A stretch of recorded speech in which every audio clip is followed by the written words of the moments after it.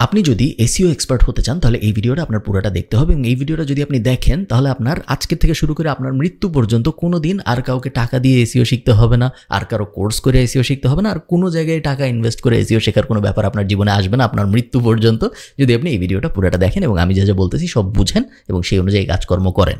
কোর্সটা একটু বড় হবে, ভিডিওটা একটু বড় হবে, বাট আমি অনেক কিছু ডিটেইলে বোঝাবো আপনাদের, যেগুলো আমি খুব সহজে এরকম জিনিসপত্র ডিটেইলে বোঝাই না। আমার কথা কেন শুনবেন আপনি? আমার কথা প্রাইমারিলি আপনি এই জন্য শুনবেন কারণ আমি গত 12 বছর ধরে এসইও ইন্ডাস্ট্রিতে আছি। আমাদের এসইও এজেন্সি বছরে 6 থেকে 7 লাখ ইউরোর মতো রেভিনিউ জেনারেট করে এবং আমরা অন অ্যাভারেজ প্রত্যেক মাসে 120 থেকে 150 ক্লায়েন্টকে বিল করি। এটা হলো আমার পার্সোনাল এক্সপিরিয়েন্স। এছাড়াও আমার থেকে শিখে আরও বাংলাদেশে অ্যাটলিস্ট 100 এসইও এজেন্সি আছে যারা আমার থেকে শিখে নিজেরা এসইও এজেন্সি চালাচ্ছে। এজেন্সির কথা বলতেছি, ফ্রিল্যান্সার ধরেন আরও 500 থেকে 1000 তো আছে, আরও বেশিও হইতে পারে। কত মানুষ আছে আমি নিজেও আসলে সঠিক জানি না। এই ভিডিওটা পুরাটা দেখার আগে বা অ্যাকচুয়ালি এই ভিডিওটার এইটুক দেখার পরে আপনার পজ করে ফার্স্টে যে জিনিসটা করতে হবে সেটা হলো আমার একটা বেসিক এসইও কোর্স আছে ইউটিউবে, 7.5 ঘন্টার মতো লম্বা। ওই কোর্সে আপনার পুরাটা বুঝে দেখে আসতে হবে। ওখানে আমি অনেক বেসিক জিনিসপত্র কভার করেছি এসইওর, যেগুলোর কোনো কিছু আমি আর এখানে কভার করবো না আমাদের আজকের এই ভিডিওতে। বাট ওই বেসিক জিনিসগুলো যদি আপনি না দেখেন তাহলে আপনি অ্যাডভান্সের কোনো কিছু ঠিকমতো বুঝবেন না। আপনার ইচ্ছা আপনি দেখবেন নাকি দেখবেন না, আমি তো আর আপনার বাসায় যাই দেখতেছি না, আপনি দেখেন নাকি, এটা হলো পারফেক্ট সেট আপ। সো ওটা যদি আপনি দেখেন তারপরে এটা দেখেন তাহলে আপনার লাভ হবে।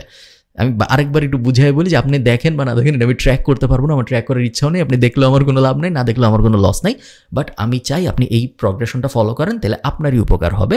আমার খুবই স্যাড লাগে যখন মানুষ একটু ডোপামিনের আশায় যা বলতেছি তা না করে নিজে নিজে বুঝে কাজকর্ম করে, তাদের কখনো ভালো কিছু হয় না। Again personal experience. এসইও বিষয়টা কি আপনারা সবাই জানেন, তারপর আমি একটু সহজ করে আপনাদের বলি। এসইও সার্চ ইঞ্জিন অপটিমাইজেশন কথাটার মানে হলো কোনো কিছু মানুষ যখন লিখে সার্চ করে কোথাও তখন ওই সার্চের রেজাল্টে নিজেদের ওয়েবসাইট ভিজিবল করা, এটাকে আমরা এসইও বলি। বর্তমান যুগে মানুষ সবচেয়ে বেশি সার্চ করে গুগলে। সো এই কারণে এসইও বলতে মেইনলি আসলে গুগলের ভিতরে নিজেদের ওয়েবসাইটকে প্রথম পেজে আনাকেই বোঝানো হয়। বাট ভবিষ্যৎ দুনিয়া হয়তো এরকম থাকবে না। ভবিষ্যতে আমরা হয়তো দেখব মানুষ গুগলের ভিতরে এত সার্চ না করে চ্যাট জিপিটির ভিতরে সার্চ করবে। ভবিষ্যতে আমরা হয়তো দেখব মানুষ গুগলের ভিতরে সার্চ না করে টিকটকের ভিতরে সার্চ করবে বা নতুন কিছু আসবে ওটার ভিতরে সার্চ করবে। যেটার ভিতরেই মানুষ সার্চ করবে ওই সার্চের রেজাল্টে যেন আমাদের প্রোডাক্ট বা সার্ভিস আসে, এই যে প্রসেসটা কিভাবে আনবো ওই প্রসেসটাকে আমরা বলি সার্চ ইঞ্জিন অপটিমাইজেশন। এই মুহূর্তে সবচেয়ে বড় সার্চ ইঞ্জিন গুগল, এই কারণে সার্চ ইঞ্জিন অপটিমাইজেশন বলতে আমরা গুগলেই অপটিমাইজেশন বলতেছি। বাট 10 বছর পর এরকম নাও থাকতে পারে, 10 বছর পর ওটা পরিবর্তন হয়ে যাইতে পারে। যেটা আসবে ওইটার জন্য এসইও করবেন তখন আপনি। এই জিনিসটা আমি একটু ভেঙে এই কারণে বললাম কারণ অনেকেই আমাকে জিজ্ঞেস করে যে এসইও কি ডেড, এসইও কি আমার শেখা উচিত 2025 সালে এসে, 2026 সালে এসে, 2027 সালে এসে আমার কি এসইও শেখা উচিত? যতদিন পর্যন্ত মানুষ তার ইন্টারনেট বিহেভিয়ারের ভিতরে সার্চ ব্যাপারটা রাখতেছে ততদিন পর্যন্ত আপনি এসইও করতে পারবেন, এসইওতে নিজের ক্যারিয়ার দাঁড় করাইতে পারবেন। যখনই আমরা এমন একটা দুনিয়ায় চলে আসবো যখন আর মানুষের সার্চ করতে হবে না কোনো কিছু, যেটা হওয়ার কথা না। ইভেন যদি ভিআর গগলসও সবাই পরে বসে থাকে তারও তার বিভিন্ন জিনিস দরকার হবে এবং সে সার্চ করবে, তাই না? সে হয়তো লিখে সার্চ করবে না, তখন সে ভিআর গগলসের ভিতর দিয়ে অন্য কোনোভাবে সার্চ করবে, বাট সে সার্চ করবে, তাই না? কারণ সবাই তো সব কিছু জানে না এবং জানার জন্য সার্চ করা লাগে। তো যতদিন পর্যন্ত মানুষ ইন্টারনেট ব্যবহার করবে এবং যতদিন পর্যন্ত মানুষ ইন্টারনেটে সার্চ করবে বিভিন্ন জিনিস, ততদিন পর্যন্ত এসইওতে কোনো সমস্যা নাই। সো আগামী 5, 10, 15, 20, 30, 40 যতদিন পর্যন্ত বছর আপনি সেফ বলে আমি বিশ্বাস করি। আরেকটা সম্পূরক প্রশ্ন আছে, সেটা হলো অনেকে বলেন যে গুগলের ডমিনেন্স কি কমে যাচ্ছে যেহেতু এআই অনেক বেশি রিভলভ করতেছে, এআই এর উত্থান হচ্ছে অনেক। সো গুগলের পাওয়ার কি কমে যাচ্ছে নাকি? এবং ওই একই অ্যাঙ্গেলে যেহেতু গুগলের পাওয়ার কমে যাচ্ছে এই কারণে এসইও শেখাটা এফেক্টিভ হবে নাকি? আমি একটু আগে আপনাদের বললাম যে এসইও মানে তো গুগল অপটিমাইজেশন, এসইও মানে সার্চ ইঞ্জিন অপটিমাইজেশন। এই মুহূর্তে সার্চ ইঞ্জিন গুগল, বাট ভবিষ্যতে গুগল সার্চ ইঞ্জিন না থাকলে নাই, অন্য যে আসবে তার জন্য আমরা এসইও করবো। সো ওই দিক থেকে কোনো সমস্যা নাই। বাট এখানে আরও কিছু বিষয় আছে। 1 নম্বর বিষয় হলো গুগল কিন্তু একটা জায়ান্ট কোম্পানি এবং 99% কোনো মার্কেটে 98% সার্চ গুগল দিয়েই হয় এখনও। 2025, 26 সালে, 27 সালে এসেও তাই হয়। এবং এই জিনিস সহসাই 1-2 বছরের মধ্যে 10%-এ চলে আসবে, 20%-এ চলে আসবে, এরকম কখনো হবে না। এইটা যদি কমতেও 20 বছর লাগবে হয়তো। এবং আরও কিছু ব্যাপার আছে। হ্যাঁ, অনেক মানুষ এখন আর গুগলে সার্চ করে, আমি নিজেই এখন অনেক সময় গুগলে সার্চ না করে ডিরেক্ট জিপিটির ভিতরে সার্চ করি। বাট এটা যেরকম সত্য, একইভাবে এইটাও সত্য যে অনেক নতুন মানুষ যারা আগে সার্চই করতো না তারা এখন গুগল সার্চ করতেছে, কারণ অনেক জায়গায় ইন্টারনেট ছিল না, এখন ইন্টারনেট আসতেছে। অনেক মানুষ ছোট ছিল বয়সে, এখন তারা আস্তে আস্তে ম্যাচিওর হচ্ছে এবং তাদের গুগল অ্যাক্টিভিটি বাড়তেছে।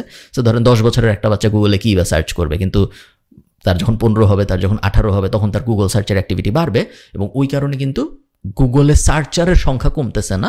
এবং সব ডেটা গত 3-4 ইভেন এআই এর ভিতরেও যত ডেটা আসছে সব ডেটা আমাদের এটাই দেখাচ্ছে যে গুগল থেকে ওয়েবসাইটে যাওয়া ট্রাফিকের পরিমাণ প্রতিনিয়তই বাড়তেছে, কমতেছে না, আরও বেশি মানুষ ইউজ করতেছে। সো হ্যাঁ, একটা অংশ হয়তো চলে যাচ্ছে, বাট একই সাথে আরও অনেক নতুন অংশ যুক্ত হচ্ছে। ওইটা একটা অ্যাঙ্গেল। আর আরেকটা অ্যাঙ্গেল হলো আপনি এসইও এক্সপার্ট হিসেবে আপনি গুগলের এক্সপার্ট এই মুহূর্তে, বাট দিন শেষে মানুষ যেখানে সার্চ করবে আপনি ওই জায়গার এক্সপার্ট হবেন। যে এই ভিডিওটা যদি আপনি পুরাটা দেখেন তাহলে আপনাকে আমি 2টা প্রমিস করব।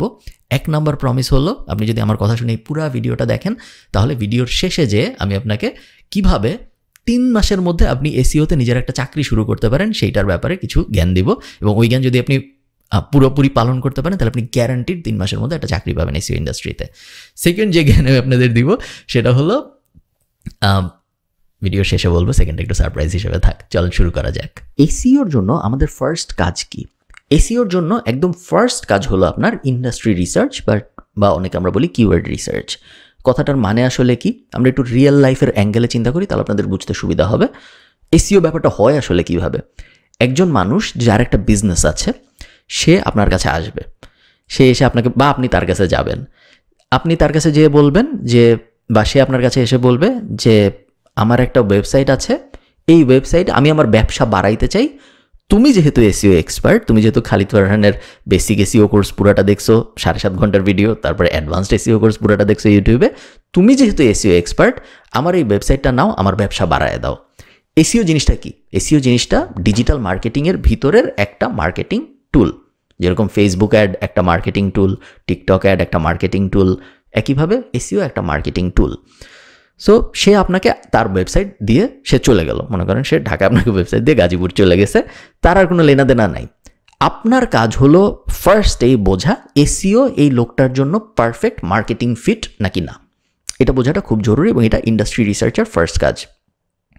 ধরেন আমি আপনাকে বললাম যে, ধরেন আমি একজন ডেন্টিস্ট ঢাকায়, আমি আপনাকে এসে বললাম যে ভাই আপনি তো এসইওর ওই কোর্স করছেন, এই হলো আমার ওয়েবসাইট dentistKhalid.com। এইটাকে আপনাকে এটা আমি দিয়ে বুঝাই গেলাম, আমাকে আমার যে ডেন্টাল ক্লিনিক আছে ওইখানে যেন আরও মানুষ আসে এটার ব্যবস্থা করেন আপনি। এটাই তো মার্কেটিং, তাই না? আপনার ফার্স্ট কাজ হলো বোঝা যে এসইও আমার জন্য, ডেন্টিস্টের জন্য সবচেয়ে ভালো মার্কেটিং টুল নাকি না।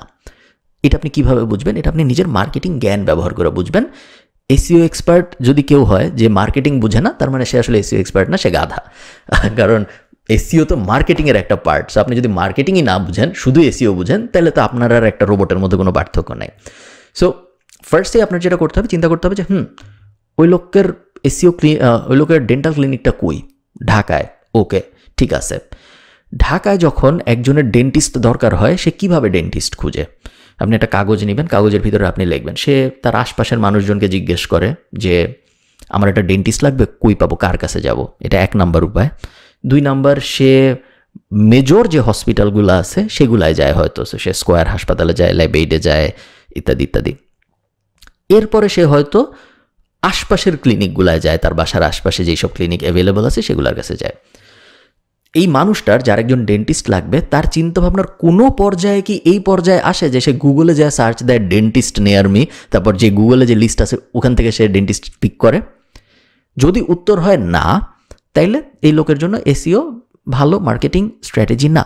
কেন? তার কারণ তার যে পোটেনশিয়াল কাস্টমার, সেই কাস্টমার এসইও দিয়ে তাকে কখনো খুঁজেই পাবে না, কারণ সেই কাস্টমার গুগলে সার্চ দিয়ে তাকে খুঁজতেছেই না।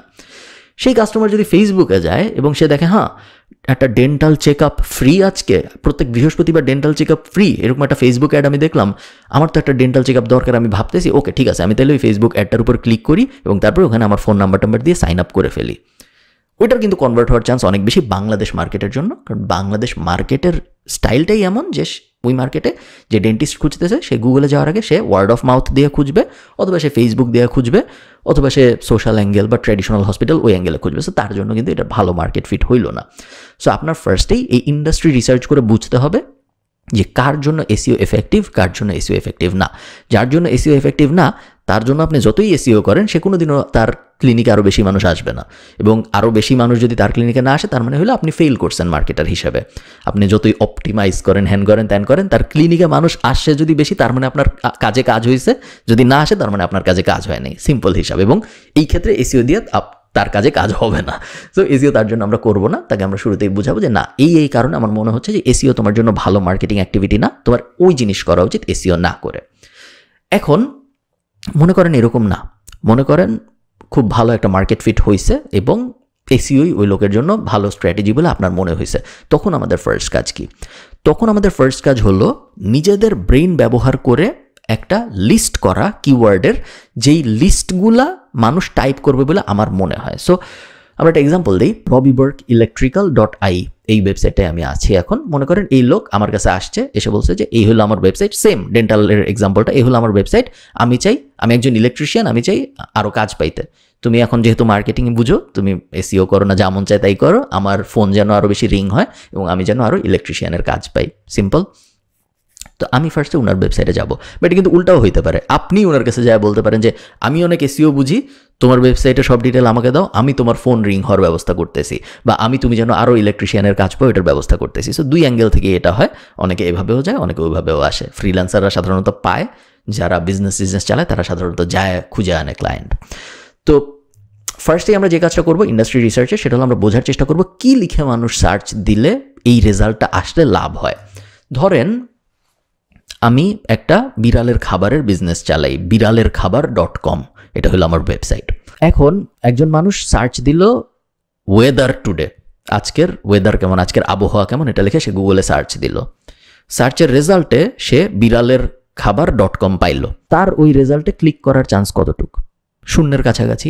ক্লিক যদি সে করেও তার একটা বিড়ালের খাবার কেনার চান্স কতটুকু আমার ওয়েবসাইট থেকে? Negative, basically zero. কেন?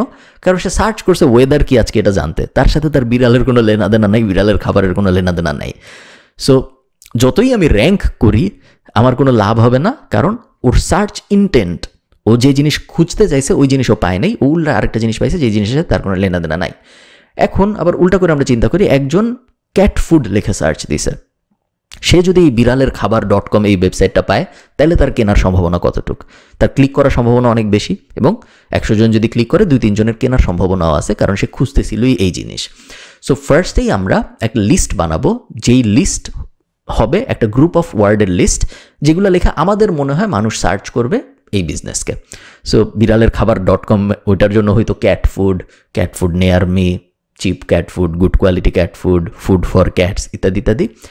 রবি বার্ক ইলেকট্রিশিয়ানের জন্য এটা কী হবে? আমরা ওয়েবসাইটটা পরে বোঝার চেষ্টা করি, হোম পেজটা পরে আমরা বুঝতে পারতেছি যে ও ডাবলিন বেসড। সো ইলেকট্রিশিয়ান লেখা আপনি নিজে চিন্তা করবেন, আমরা কিন্তু কোনো টুল ইউজ করবো না, আমরা নিজে নর্মাল মানুষ হিসেবে কমন সেন্স দিয়ে নিজেদের মার্কেটিং ব্রেন দিয়ে চিন্তা করব। আমার যদি একটা ইলেকট্রিশিয়ান লাগতো, আমি গুগলে যাই কি লিখে সার্চ দিতাম? আমি ইলেকট্রিশিয়ান লিখে সার্চ দিতাম, আমি ইলেকট্রিশিয়ান ডাবলিন লিখে সার্চ দিতাম, ইলেকট্রিশিয়ান নিয়ার মি লিখে সার্চ দিতাম, ইলেকট্রিশিয়ান আয়ারল্যান্ড লিখেও হয়তো সার্চ দিতাম। যদি আমার ইমার্জেন্সি হতো তাহলে ইমার্জেন্সি ইলেকট্রিশিয়ান লিখে সার্চ দিতাম। সো ফার্স্টেই আমাদের 1 নম্বর কাজ ইন্ডাস্ট্রি রিসার্চের একটা লিস্ট করা কিওয়ার্ডের, যেগুলো লিখে আমরা সার্চ দিতাম। সো আমি আপাতত পেস্টবিনে লিখতেছি, বাট আপনারা একটা গুগল শিটে লিখবেন সবসময়, পেস্টবিনে লিখবেন না, আমি জাস্ট আপনাদের দেখানোর জন্য এভাবে লিখতেছি। তো আমি কী লিখতাম? Electrician Dublin, electrician emergency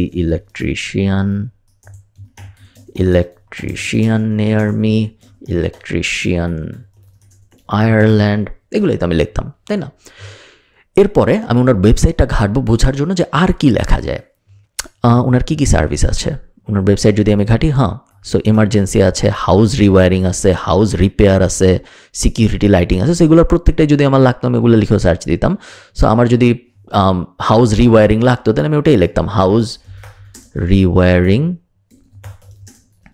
Dublin, এগুলোতে লিখতাম, অথবা হাউস রিওয়ারিং লিখতাম শুধু। এরকম আমি 10, 15, 20, কখনো 30, কখনো 40, যতগুলো আপনার মাথায় আছে এগুলো সব আমরা লিখব নিজেদের ব্রেন ব্যবহার করে, কোনো টুল ব্যবহার করে না, কোনো কিওয়ার্ড রিসার্চের সফটওয়্যার ব্যবহার করে না, নিজেদের মার্কেটিং ব্রেন ব্যবহার করে, যে আমি হইলে কি লিখতাম। কারণ আপনি হলে যা লিখতেন মানুষ ওগুলাই লিখতেছে, ঠিক আছে? সো আপনি চিন্তা করুন যে আমি বিড়ালের খাবার যদি কিনতে চাইতাম, আমি গুগলে যেয়ে কী লিখে সার্চ দিতাম? আমি যা লিখে সার্চ দিতাম তাই লিখে মানুষ সার্চ দিতেছে যারা বিড়ালের খাবার খুঁজতে যাচ্ছে। আমি যদি ইলেকট্রিশিয়ান খুঁজতে চাইতাম কী লিখে সার্চ, সেম প্রিন্সিপাল, ঠিক আছে? সো এখানে ধরেন আপনার 15-20টা এরকম কিওয়ার্ড হলো, এগুলোকে আমরা কিওয়ার্ড বলি। কিওয়ার্ড মানে কিছুই না, যা লিখে মানুষ গুগলে সার্চ দিচ্ছে এবং যার জন্য আপনি চান আপনার ওয়েবসাইটটা আসুক গুগলের প্রথম পেজে। এরপরে আমরা যে কাজ করব, আমরা এগুলো ভ্যালিডেট করব। ভ্যালিডেট করা মানে কি? ভ্যালিডেট করার মানে হলো আমরা দেখব যে যেই কিওয়ার্ডগুলো আমরা সিলেক্ট করছি আমাদের নিজেদের ব্রেইন ব্যবহার করে, এই কিওয়ার্ডগুলোর মতো আর কি কি কিওয়ার্ড আছে যেগুলো আমরা হয়তো আমাদের মাথায় আসে নাই, বাট ওগুলোও সিলেক্ট করা উচিত। সেটা আমরা কীভাবে করব? অনেক টুল আছে, এগুলোকে বলে কিওয়ার্ড রিসার্চ টুল। অনেক ফ্রি কিওয়ার্ড রিসার্চ টুল আছে, আপনি যদি গুগল করেন তাহলে আপনি অনেক পাবেন। আমি আপনাদের কয়েকটা দেখাচ্ছি। ম্যাঙ্গুলস.com, এটাকে আগে কিওয়ার্ড ফাইন্ডার বলতো, এটা একটা। তারপরে কিওয়ার্ড শিটার আছে একটা, এটা একটা। তারপরে wordstream.com একটা, wordtracker.com একটা, তারপরে রায়রবের একটা ফ্রি টুল আছে কিওয়ার্ডের। সব কয়টা টুলের প্রিন্সিপাল সেম, সবাই আপনাকে কিওয়ার্ড খুঁজে পেতে সাহায্য করবে, কারণ সব কিওয়ার্ড আপনার মাথায় এই মুহূর্তে আসতেছে না। মানুষ কত কিছু লিখে সার্চ করবে একজন ইলেকট্রিশিয়ানের জন্য, সব কিছু কি আপনি জানেন? আপনি জানেন না। সো আমরা কিভাবে এটা খুঁজে বের করবো? আরও কিওয়ার্ড, আমরা ইলেকট্রিশিয়ান ডাবলিন এই ওয়ার্ডটা কপি করবো, যেটা আমাদের মাথায় শুরুতে আসছিল, যেটা আমরা ওনার ওয়েবসাইট দেখে বুঝছি যে হ্যাঁ এই জিনিস লিখে তো নিশ্চয়ই মানুষ সার্চ করে। এরপর আমরা এগুলোর কোনো একটা টুলের ভিতরে যাব, সবই ফ্রি টুলস। আমরা টুলের ভিতরে যে ইলেকট্রিশিয়ান ডাবলিন লিখে সার্চ দিলাম। সো ইলেকট্রিশিয়ান ডাবলিন, এনিওয়্যার না, এটা আমি আয়ারল্যান্ড সিলেক্ট করলাম, কারণ এটা যেহেতু একটা আইরিশ বিজনেস, সো আমেরিকার একজন ইলেকট্রিশিয়ান খুঁজলে ওরা যদি পায়ও তার কোনো লাভ নেই, তাই না? সো ওই জিনিস আমি এখান থেকে আয়ারল্যান্ড সিলেক্ট করে দিলাম, এনি ল্যাঙ্গুয়েজ ইজ ফাইন। এরপরে আমি ফাইন্ড কিওয়ার্ডে চাপ দিব, ফাইন্ড কিওয়ার্ডে চাপ দিলাম। এই মুহূর্তে আমাকে বলতেছে সাইন ইন করতে, আমি সাইন ইন এই মুহূর্তে করতে চাচ্ছি না, বাট সাইন ইন করলেই আপনি দেখতে পারতেন সব কিওয়ার্ড। মানে আমি আরেকটা টুল ইউজ করি, এখান থেকে আমি আয়ারল্যান্ড সিলেক্ট করে দিই, স্ট্রিট কিওয়ার্ডস। হাজার কিওয়ার্ড চলে আসতেছে আমার কাছে, যে কিওয়ার্ডগুলো লিখে মানুষ সার্চ করতেছে। আমি আরেকটা টুল ইউজ করি, যে কটা টুলে আমার সাইন আপ করতে হবে না সেই সব কটা টুলই আমি ইউজ করব এখন। সিলেক্ট আয়ারল্যান্ড, এবং এখানে আমি একটা সার্চ দিই ইলেকট্রিশিয়ান ডাবলিন, এবং এখানে আমি একটা সার্চ দিই ইলেকট্রিশিয়ান ডাবলিন। এখান থেকে ইউএস থেকে বদলে আমরা এটা আয়ারল্যান্ড করে দিব। না, ইসরায়েল হয়ে গেছে, আয়ারল্যান্ড, সাবমিট। ওকে, সো এখন আমাদের কাছে অনেক কিওয়ার্ড আসা শুরু হবে, ইলেকট্রিশিয়ান ডাবলিন, এবং বেশিরভাগ ক্ষেত্রেই আপনি দেখতেছেন পাশে আমরা একটা ভলিউম দেখতেছি। ভলিউম বিষয়টা কি? ভলিউম বিষয়টা হলো এখানে আমরা দেখতেছি বেশিরভাগের ভলিউম নীল, ভলিউমের ডেটা এখানে আসে নাই। ভলিউমের মানে হলো এই টুলটা ধারণা করতেছে যে কোনো একটা মাসে এতজন মানুষ এই জিনিস লিখে সার্চ দেয়, এটা এই টুলটা ধারণা করতেছে। এটা কিন্তু অ্যাকুরেট না, এই টুলটা জাস্ট এটা ধারণা করে আমাদের বলতেছে। সো এই ধারণাটা আমরা কেন নিব? এই যে ইলেকট্রিশিয়ান ডাবলিন লিখে কি 1300 মানুষ সার্চ করতেছে মাসে? আমি অ্যাকচুয়ালি জানি যে এর থেকে অনেক বেশি আসলে সার্চ করতেছে, তার কারণ ডাবলিনের জনসংখ্যা 6 লাখ, এবং 6 লাখের মধ্যে ধরেন 10,000 20,000 মানুষের তো সমস্যা হবেই প্রত্যেক মাসে। সো আমার ধারণা এই নাম্বারটা আরও অনেক বেশি। সার্চ ভলিউম যে ব্যাপারটা, টুলগুলো আমাদের বলতেছে কতজন মানুষ অ্যাপ্রক্সিমেটলি এই জিনিস লিখে সার্চ দিচ্ছে গুগলে প্রত্যেক মাসে।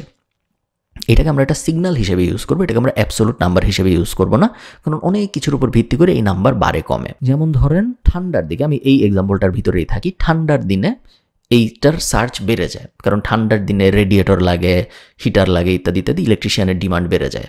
আবার ধরেন বড় একটা ঝড় হয়েছে, বড় একটা ঝড় হওয়ার পরে ইলেকট্রিশিয়ানদের ডিমান্ড বেড়ে যায়, কারণ পাওয়ার চলে যায়, এই হয় সেই হয়। এটা আমি আয়ারল্যান্ড মার্কেটের কথা বলতেছি। আবার ধরেন অনেক সময় থাকতে পারে ক্রিসমাসের পিরিয়ডে বা জানুয়ারিতে, যখন আসলে লাগেই না, বেশিরভাগ মানুষ হয়তো হলিডেতে চলে গেছে, ইলেকট্রিশিয়ান সে খুঁজবেই না। সো এই যে নাম্বারটা উনি বলতেছে যে 1300 জন প্রত্যেক মাসে সার্চ করে ইলেকট্রিশিয়ান ডাবলিন লেখে, এগুলো সত্যি না।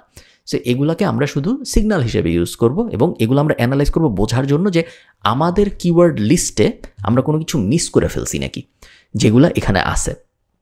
প্রত্যেকটা আমরা মনোযোগ দিয়ে অ্যানালাইজ করব। এখানে স্টপ চাপ দিই, নাহলেও খুঁজতেই থাকবে। মনোযোগ দিয়ে আমরা প্রত্যেকটা কিওয়ার্ড পড়ে বোঝার চেষ্টা করব যে এই জিনিস লিখেও তো আসলে সার্চ দেওয়া যায়। ওইটা যখনই আমাদের মাথায় আসবে তখন আমরা এই জিনিসটা এখান থেকে কপি করব, ধরেন ইলেকট্রিক্যাল কন্ট্রাক্টরস ডাবলিন, এটা আমার মাথায় কিন্তু আসে নাই। সো এটা আমি এখান থেকে কপি করলাম, কপি করে আমি এখানে এটা পেস্ট করলাম। এরপরে এই যে ডাবলিন 15, ডাবলিন 8, ডাবলিন 7, ডাবলিনের ব্যাপারটা আমি একটু আপনাদের বোঝাই বলি, তাহলে আপনাদের বুঝতে সুবিধা হবে।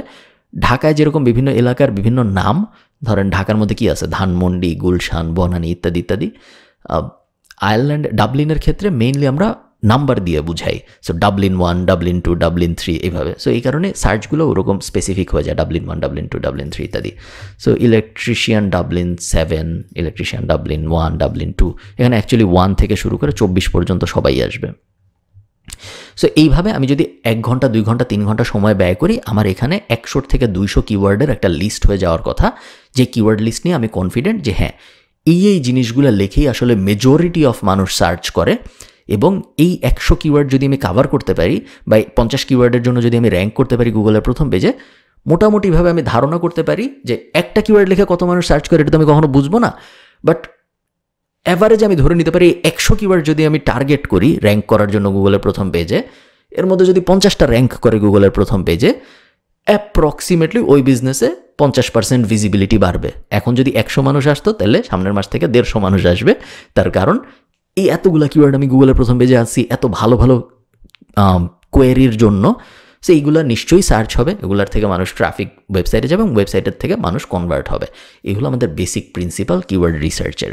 অনেকেই আপনাকে বলবে এই জায়গায়, আমি একটু আপনাদের, এবং আমিও হয়তো অনেক সময় বলছি আগে, যে এমন কিওয়ার্ড নিয়েন না যেটার সার্চ ভলিউম নাই। বাট আমি আমার গত 5-6 বছরের এক্সপিরিয়েন্সে দেখছি যে সার্চ ভলিউম দিয়ে আসলে জাজ করা যায় না একটা কিওয়ার্ডকে।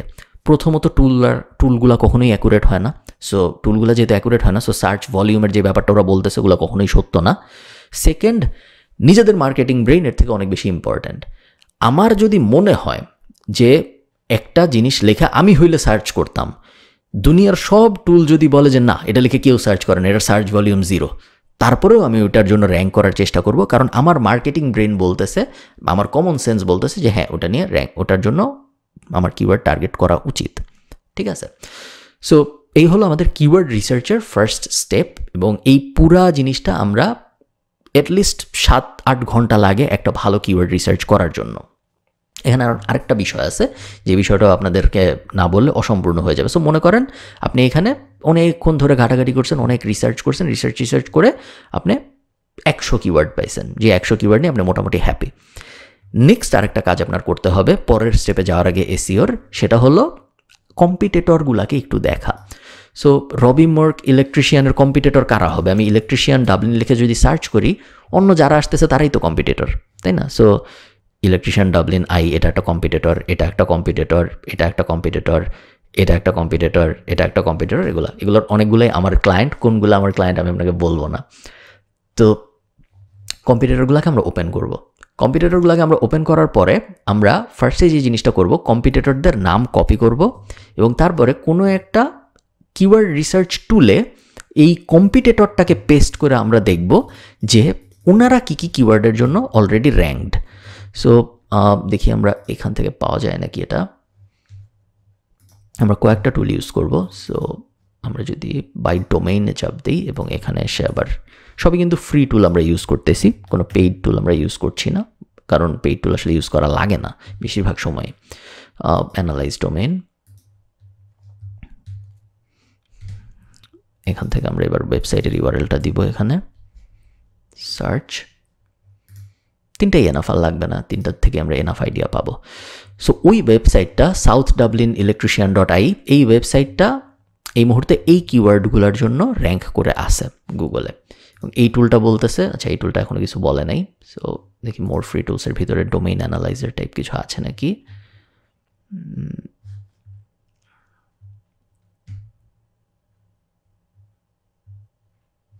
না, সো নাই, যেহেতু ওটা বাদ থাক, এই টুলটাই আমরা ইউজ করি। ওয়ার্ড স্ট্রিম অনেকগুলো বলেছে, সো এইগুলোর জন্য। সো আমরা এই দুইটা রেজাল্ট পেয়েছি, এটা একটা রেজাল্ট এবং এটা একটা রেজাল্ট, এবং এই দুইটা রেজাল্ট থেকে আমরা আরও অনেকগুলো কিওয়ার্ড পাচ্ছি কিন্তু যেগুলো আমাদের আগের রিসার্চে আসে না। যেমন এই যে electrical store, electrician job, electrical contractor, এই কিওয়ার্ডগুলো কিন্তু আসে নাই আমার রিসার্চে একটু আগে। সো কম্পিটিটর 5-6টাকে যখন আমি অ্যানালাইজ করব, তখন আমি আরও কিওয়ার্ডের আইডিয়া পাবো যেগুলো আমার মাথার মধ্যে আসে নাই এবং যেগুলো নর্মাল কোল্ড রিসার্চে আসে নাই। ঠিক আছে, সব কিছু যদি আমরা খুব যত্ন করে করতে পারি তাহলে আমাদের 100 কিওয়ার্ডের মতো আসবে। অ্যাভারেজে আমি চাই একটা প্রজেক্টে আপনি 100 কিওয়ার্ড নিয়ে কাজ করেন, 100 কিওয়ার্ড আপনার কাছে আসবে, যে 100 কিওয়ার্ড নিয়ে আপনি হ্যাপি থাকবেন যে হ্যাঁ এই 100টা আমার টার্গেট লিস্ট। এরপরে আমি যে কাজটা করি সেটা হলো আমি ওই 100 কিওয়ার্ডকে একটা গুগল এক্সেলে বসায় আমি ওই 100 কিওয়ার্ড ক্লায়েন্টকে পাঠাই। গুগল শিটটার নাম আমি দিই কিওয়ার্ড ড্রাফট, এবং এগুলো কিন্তু এজেন্সির হ্যাক, সো আপনার জন্য হয়তো অত রেলেভেন্ট হবেও না সবসময়, বাট আমি আপনাদের জানায় রাখতেছি। পাঠায় আমি ক্লায়েন্টকে সব সময় সেম জিনিস জিজ্ঞেস করি। আমি বলি যে আমি আমার ফার্স্ট ড্রাফট বানানো শেষ করছি কিওয়ার্ড রিসার্চের, তুমি এই ড্রাফটটা দেখো, এই যে ওয়ার্ডগুলা এগুলার মধ্যে কোনগুলা আছে যেগুলো তুমি চাও না মানুষ গুগলে লিখে সার্চ করলে তোমাকে পাওয়া যাক।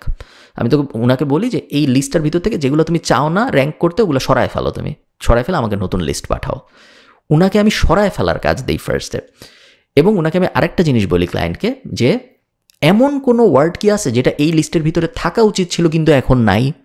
যদি এরকম হয়ে থাকে যে কোনো একটা কিওয়ার্ড বা কোনো একটা ওয়ার্ড থাকা উচিত ছিল এই লিস্টের ভিতরে কিন্তু আমি অ্যাডই করি নাই, তুমি ওটা একটু অ্যাড করো, আমি আবার রিসার্চ করব।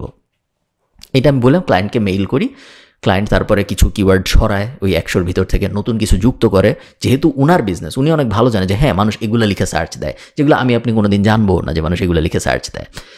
সো উনি নতুন কিছু অ্যাড করলো, কিছু রিমুভ করলো। উনি যেগুলো নতুন অ্যাড করলো সেগুলো নিয়ে আমি আবার আমাদের বেসিক কিওয়ার্ড টুলগুলোর ভিতরে যাব। সো কিওয়ার্ড শিটার ফর এক্সাম্পল, বা যেই কিওয়ার্ড টুলগুলো আমরা ইউজ করতেছিলাম একটু আগে, এসে আমরা ওই কিওয়ার্ডগুলো লিখে যেগুলো ক্লায়েন্ট নতুন অ্যাড করছে ওগুলো লিখে আমরা আবার সার্চ দেবো। সো মনে করেন ক্লায়েন্ট নতুন অ্যাড করছে কমার্শিয়াল ইলেকট্রিশিয়ান, কথার কথা, ওইটা লেখা আমরা আবার সার্চ দিব।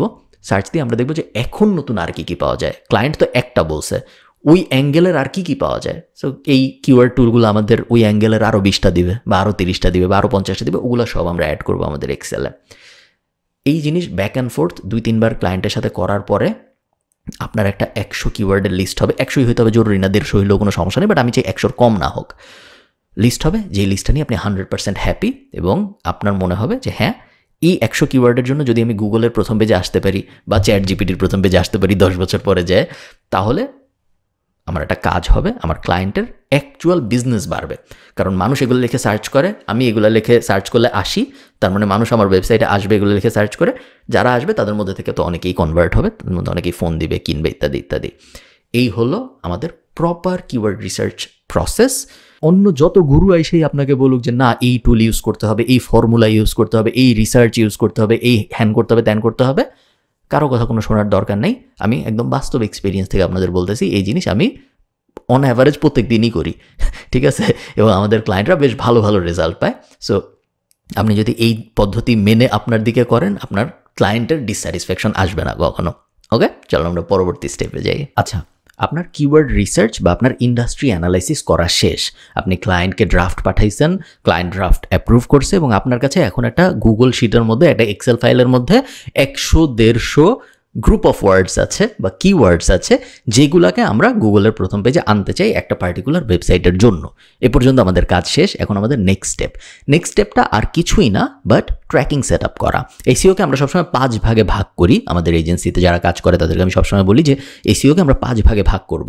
1 নম্বর ভাগ যেটা আমরা এতক্ষণ করলাম সেটা ছিল ইন্ডাস্ট্রি অ্যানালাইসিস এবং কিওয়ার্ড রিসার্চ।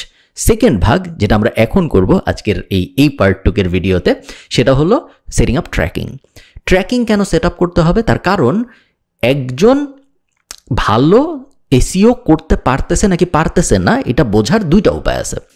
1 নাম্বার উপায় হলো যেই কিওয়ার্ডগুলো আমরা টার্গেট করছি ওগুলা গুগলের কত নাম্বার পেজে এই মুহূর্তে আছে, এটা 1 নাম্বার উপায়। 2 নাম্বার উপায় হলো ওই ওয়েবসাইটটার ট্রাফিক এবং ইমপ্রেশন আস্তে আস্তে উপরের দিকে যাচ্ছে নাকি যাচ্ছে না। সো সহজ উদাহরণ, banglaCatFood.com আমার বিড়ালের খাবারের দোকান। আমি আপনাকে এসে ওয়েবসাইটটা দিছি, দিয়ে বলছি আপনি এসইও করেন বা যা মন চায় করেন, মার্কেটিং করেন, আমার ওয়েবসাইট থেকে বিক্রি হইলেই আমি খুশি। আপনি 100-150 কিওয়ার্ড খুঁজে বের করছেন, বের করে আপনি এগুলা এখন এসইও করা শুরু করবেন। শুরু করার আগে আপনার যেটা করতে হবে সেটা হলো 2টা জিনিস। 1 নাম্বার, আমি কিভাবে বুঝবো আপনার কাজে কাজ হচ্ছে নাকি? আমি তো আপনাকে প্রত্যেক মাসে টাকা দিচ্ছি, আমি কিভাবে বুঝবো যে আদৌ আপনি কিছু করতেছেন নাকি, বা আদৌ আপনি যা করতেছেন তাতে কোনো কাজ হচ্ছে নাকি? এক নাম্বার উপায় হলো কিওয়ার্ড দিয়ে বোঝানো। আপনি আমাকে ওই যে কিওয়ার্ড ড্রাফট পাঠাইছিলেন, একটা বড় একটা গুগল শিট বা একটা এক্সেল, ওইটার ভিতরে যে ওয়ার্ডগুলো ছিল ওগুলা লিখে আমি যদি আজকে সার্চ দিই গুগলে, তাহলে আমার ওয়েবসাইটটা কত নাম্বার পজিশনে আসে। সো আমি যদি এখন কিন্তু গুগলের আলাদা আলাদা পেজ নাই, আমি যদি আমার এখানে যে আমার স্ক্রিনে যে আপনাদের দেখে, তো ধরেন আমি ক্যাট ফুড লিখে সার্চ দিলাম। এখন গুগলে যখন আমরা কোনো কিছু লিখে সার্চ দিই তখন উপরে অ্যাড আসে, এরপরে এখানে অ্যাড আসে, এরপরে সাইডে একটা এরকম নলেজ প্যানেলের মতো আসে, এবং তারপরে আমরা এখান থেকে নর্মাল লিস্টিং দেখতেছি। তাই না? এই পর্যন্ত অ্যাড, এটা স্পন্সর্ড মানে অ্যাড, এখান থেকে আমরা নর্মাল লিস্টিং দেখতেছি। এখন আমি যদি নামি ডেস্কটপে, কখনো কখনো আপনি এরকম পেজের অপশন দেখতে পারবেন, first page, second page, third page, এবং প্রত্যেক পেজে সাধারণত 10টা করে রেজাল্ট থাকে। মোবাইলে আপনি যখন সার্চ দিবেন আপনি পেজ পাবেন না, ওটাকে বলে ইনফিনিট স্ক্রল, আপনি টান দিবেন যাইতেই থাকবেন, একটা ফেসবুক নিউজ ফিডের মতো নতুন নতুন রেজাল্ট লোড হতে থাকবে, পেজ না। আজকে আমি যদি ক্যাট ফুড লিখে সার্চ দিই তাহলে আমার ওয়েবসাইটটা কত নাম্বার পজিশনে আছে, হইতে পারে গুগলের 10 নাম্বার পেজে আছে, হইতে পারে গুগলের 7 নাম্বার পেজে আছে, হইতে পারে 6 নাম্বার পেজে আছে, কি লিখে সার্চ দিছি এবং আমার ওয়েবসাইট গুগলে কত নাম্বার পেজে আছে আজকে, ভার্সেস 1 মাস পরে আপনার সাথে আবার যখন আমার কথা হবে তখন আমি এই সেম জিনিস লিখে সার্চ দিলে কত নাম্বার পেজে আসছে। আগে 7 নাম্বার পেজে ছিল, এখন 4 নাম্বার পেজে আসছে, আগে 6 নাম্বার পেজে ছিল, এখন 3 নাম্বার পেজে আসছে। এইটা একটা ইন্ডিকেশন যে আপনি যা করতেছেন ঠিক দিকে যাইতেছে, কারণ আগে আমি সার্চ দিলে গুগলের অনেক পিছনে থাকতো আমার ওয়েবসাইট, এখন একটু আগে আসছে। এটা একটা উপায়। আরেকটা উপায় হলো ইমপ্রেশন অ্যান্ড ক্লিকস দেখা। আপনারা অলরেডি, যেহেতু আপনারা বেসিক কোর্স সবাই করেছেন, আমার ইউটিউবের ওই বড় ভিডিওটা দেখে আপনারা সবাই জানেন যে সার্চ কনসোল কিভাবে অ্যাড করতে হয়, সার্চ কনসোল ট্র্যাকিং কিভাবে এনেবল করতে হয় একটা ওয়েবসাইটের জন্য। সার্চ কনসোল এনেবল যখন আপনি করবেন তখন আপনি এইরকম একটা ড্যাশবোর্ডের ডেটা পাবেন, যেটা গুগলের একটা ফ্রি টুল গুগল দেয়, এবং এখান থেকে আমরা দুইটা জিনিস অনেক কিছু আমরা দেখতে পারি, বাট ট্র্যাকিংয়ের জন্য আমি মেইনলি দুইটা জিনিস আপনাদের ফোকাস করতে বলবো। একটা হলো ইমপ্রেশন, আরেকটা হলো ক্লিক। ইমপ্রেশন মানে হলো কেউ একজন সার্চ দিছে গুগলে কিছু একটা এবং তারপর আপনাকে দেখছে। ক্লিক মানে হলো সে শুধু দেখে নাই, সে ক্লিকও করছে। সো ইমপ্রেশন বেশি হয়, ক্লিক কম হয়, কারণ সবাই যারা দেখে সবাই ক্লিক করে না। যেমন ধরেন 29শে ডিসেম্বর বা ধরেন এই যে 9 ফেব্রুয়ারি 2453 জন এই ওয়েবসাইটটা দেখছে, বাট তার মধ্যে 72 জন ক্লিক করছে। ঠিক আছে, মানে অ্যারাউন্ড 3%-এর মতো মানুষ ক্লিক করছে। আরেকদিন 1776 জন দেখছে, তার মধ্যে 71 জন ক্লিক করছে। এই নাম্বারটা যত উপরের দিকে যাবে তার মানে সবকিছু ঠিক দিকে যাচ্ছে। যেদিন আমি এসইও শুরু করছিলাম ওই দিন আপনাকে দেখছিল 2 জন, তার মধ্যে কেউ ক্লিক করে নাই। 1 মাস পরে আজকে আপনাকে 100 জন দেখছে, আচ্ছা ঠিক আছে, আজকেও কেউ ক্লিক করে নাই। আরও 2 মাস পরে আজকে আপনাকে 600 জন দেখছে এই মাসে এবং 30 জন ক্লিক করছে। তারপরের মাসে দেখা গেল 900 জন দেখছে, 70 জন ক্লিক করছে। এবং এই যে ক্লিক অ্যান্ড ইমপ্রেশনের মেট্রিকটা, এটা দিয়েও আমরা বুঝতে পারি যে সব কিছু ঠিক দিকে যাচ্ছে নাকি। সো ট্র্যাকিংয়ে মাস্ট আপনার দুইটা জিনিস সেট করতে হবে। এক, কিওয়ার্ড ট্র্যাকিং। কিওয়ার্ড ট্র্যাকিং আপনি কীভাবে সেট করবেন? আমরা আমাদের এজেন্সিতে SEMrush ইউজ করি, একটা টুল, বাট এই টুলটা বেশ দামি, এবং আপনি যারা SEMrush.com আপনি সার্চ দিলে পেয়ে যাবেন। SEMrush প্রাইসিং আমি ঠিক শিওর না কত, SEMrush প্রাইসিং 250 ইউরো সম্ভবত প্রত্যেক মাস, বা এরকম কিছু একটা, 250 ইউরো, বেশ দামি আর কি টুল, একজন নতুন এসইও এক্সপার্টের জন্য এটা ইউজ করা। সো কিওয়ার্ড ট্র্যাকিংয়ের জন্য আপনি এটা ইউজ করবেন না আমি ধরে নিচ্ছি, করলে খুবই ভালো, কোনো সমস্যা নেই। বাট যদি এটা ইউজ না করেন, অন্য অনেক সস্তা টুল আছে, যেমন SE র্যাঙ্কিং অনেকে ইউজ করে। SE ranking, SE stands for search engine ranking, ঠিক আছে। সো SE র্যাঙ্কিংয়ের প্রাইসিং যদি আমি দেখি, SE ranking pricing plans, accept all cookies, আপনারা একটু ঘাটাঘাটি করে নেবেন। আমি ঠিক শিওর না যে প্রাইসিংটা কত, যেহেতু আমি SE র্যাঙ্কিং ইউজ করি না, আমি যেহেতু SEMrush ইউজ করি। কোনটা ইউজ করতেছেন তাতে আসলে খুব একটা ম্যাটার করে না, যে কোনো একটা ইউজ করলেই হয়। আমরা মূলত দেখতে চাচ্ছি একটা কিওয়ার্ড আজকে কোন পজিশনে আছে, 1 মাস পরে কোন পজিশনে আছে, 7 দিন পরে কোন পজিশনে আছে, ওই কিওয়ার্ডটার প্রগ্রেশনটা আমরা দেখতে পাচ্ছি আমাদের ওই 100-150 কিওয়ার্ড প্রত্যেকটার জন্য, এবং আমরা সার্চ কনসোল তো ফ্রি গুগলের। সো ওইটা, এই দুইটা ট্র্যাকিং যদি আপনার থাকে। আরও অনেকে বলবে অ্যানালিটিক্স অ্যাড করতে, আমরাও একসময় অ্যানালিটিক্স অ্যাড করতাম, এখন আমরা অ্যানালিটিক্স অত ফোকাস করতে চাই না, অ্যাড করি হয়তো, বাট প্রাইমারি এসইও ড্রাইভার হিসেবে অ্যানালিটিক্সের তেমন কোনো ভূমিকা নাই আসলে। অ্যানালিটিক্স আপনাকে হোলিস্টিক ট্রাফিকের আইডিয়া দেয়। গুগল অ্যানালিটিক্স যদি আপনার ওয়েবসাইটে থাকে, এগেইন আমাদের বেসিক কোর্সে দেখানো আছে কীভাবে গুগল অ্যানালিটিক্স ইনস্টল করে, তাহলে আপনি হোলিস্টিক আইডিয়া পাবেন যে আমার ওয়েবসাইটে গুগল থেকে কত মানুষ আসছে, ফেসবুক থেকে কত মানুষ আসছে, মেসেঞ্জার থেকে কত মানুষ আসছে, কতজন কিছু সার্চ করে নেয়, ডাইরেক্ট ইউআরএলের ব্রাউজারের ভিতরে আমার ওয়েবসাইটের ঠিকানা লেখা আসছে। ওই হোলিস্টিক অ্যাপ্রোচটা যদি আপনি চান, সেক্ষেত্রে গুগল অ্যানালিটিক্স বেটার। শুধু এসইওর জন্য গুগল অ্যানালিটিক্স লাগে না, সার্চ কনসোল দিয়ে হয়ে যায়, কারণ সার্চ কনসোলের ভিতরে যে ডেটা থাকে ওটা এসইওর জন্য এনাফ। সো এই জিনিস যদি আপনি ঠিকমতো করেন, তাহলে আপনার সেকেন্ড স্টেপ শেষ, সেটা হলো ট্র্যাকিং সেট আপ করা। খুবই গুরুত্বপূর্ণ স্টেপ এবং যত তাড়াতাড়ি সম্ভব এই স্টেপ শেষ করতে হয়, কারণ প্রত্যেক মাসে আমরা ক্লায়েন্টকে এই ট্র্যাকিংয়ের ডেটার উপর ভিত্তি করে রিপোর্ট পাঠাই এবং যেই কারণেই ক্লায়েন্ট আবার পরের মাসে টাকা দিবে, তাই না? যদি এই রিপোর্ট ভালো না হয় তাহলে তো টাকা দিবে না, এবং রিপোর্টে যদি ঘাটতি থাকে, রিপোর্ট যদি ফাঁকা থাকে তাহলেও টাকা দিবে না।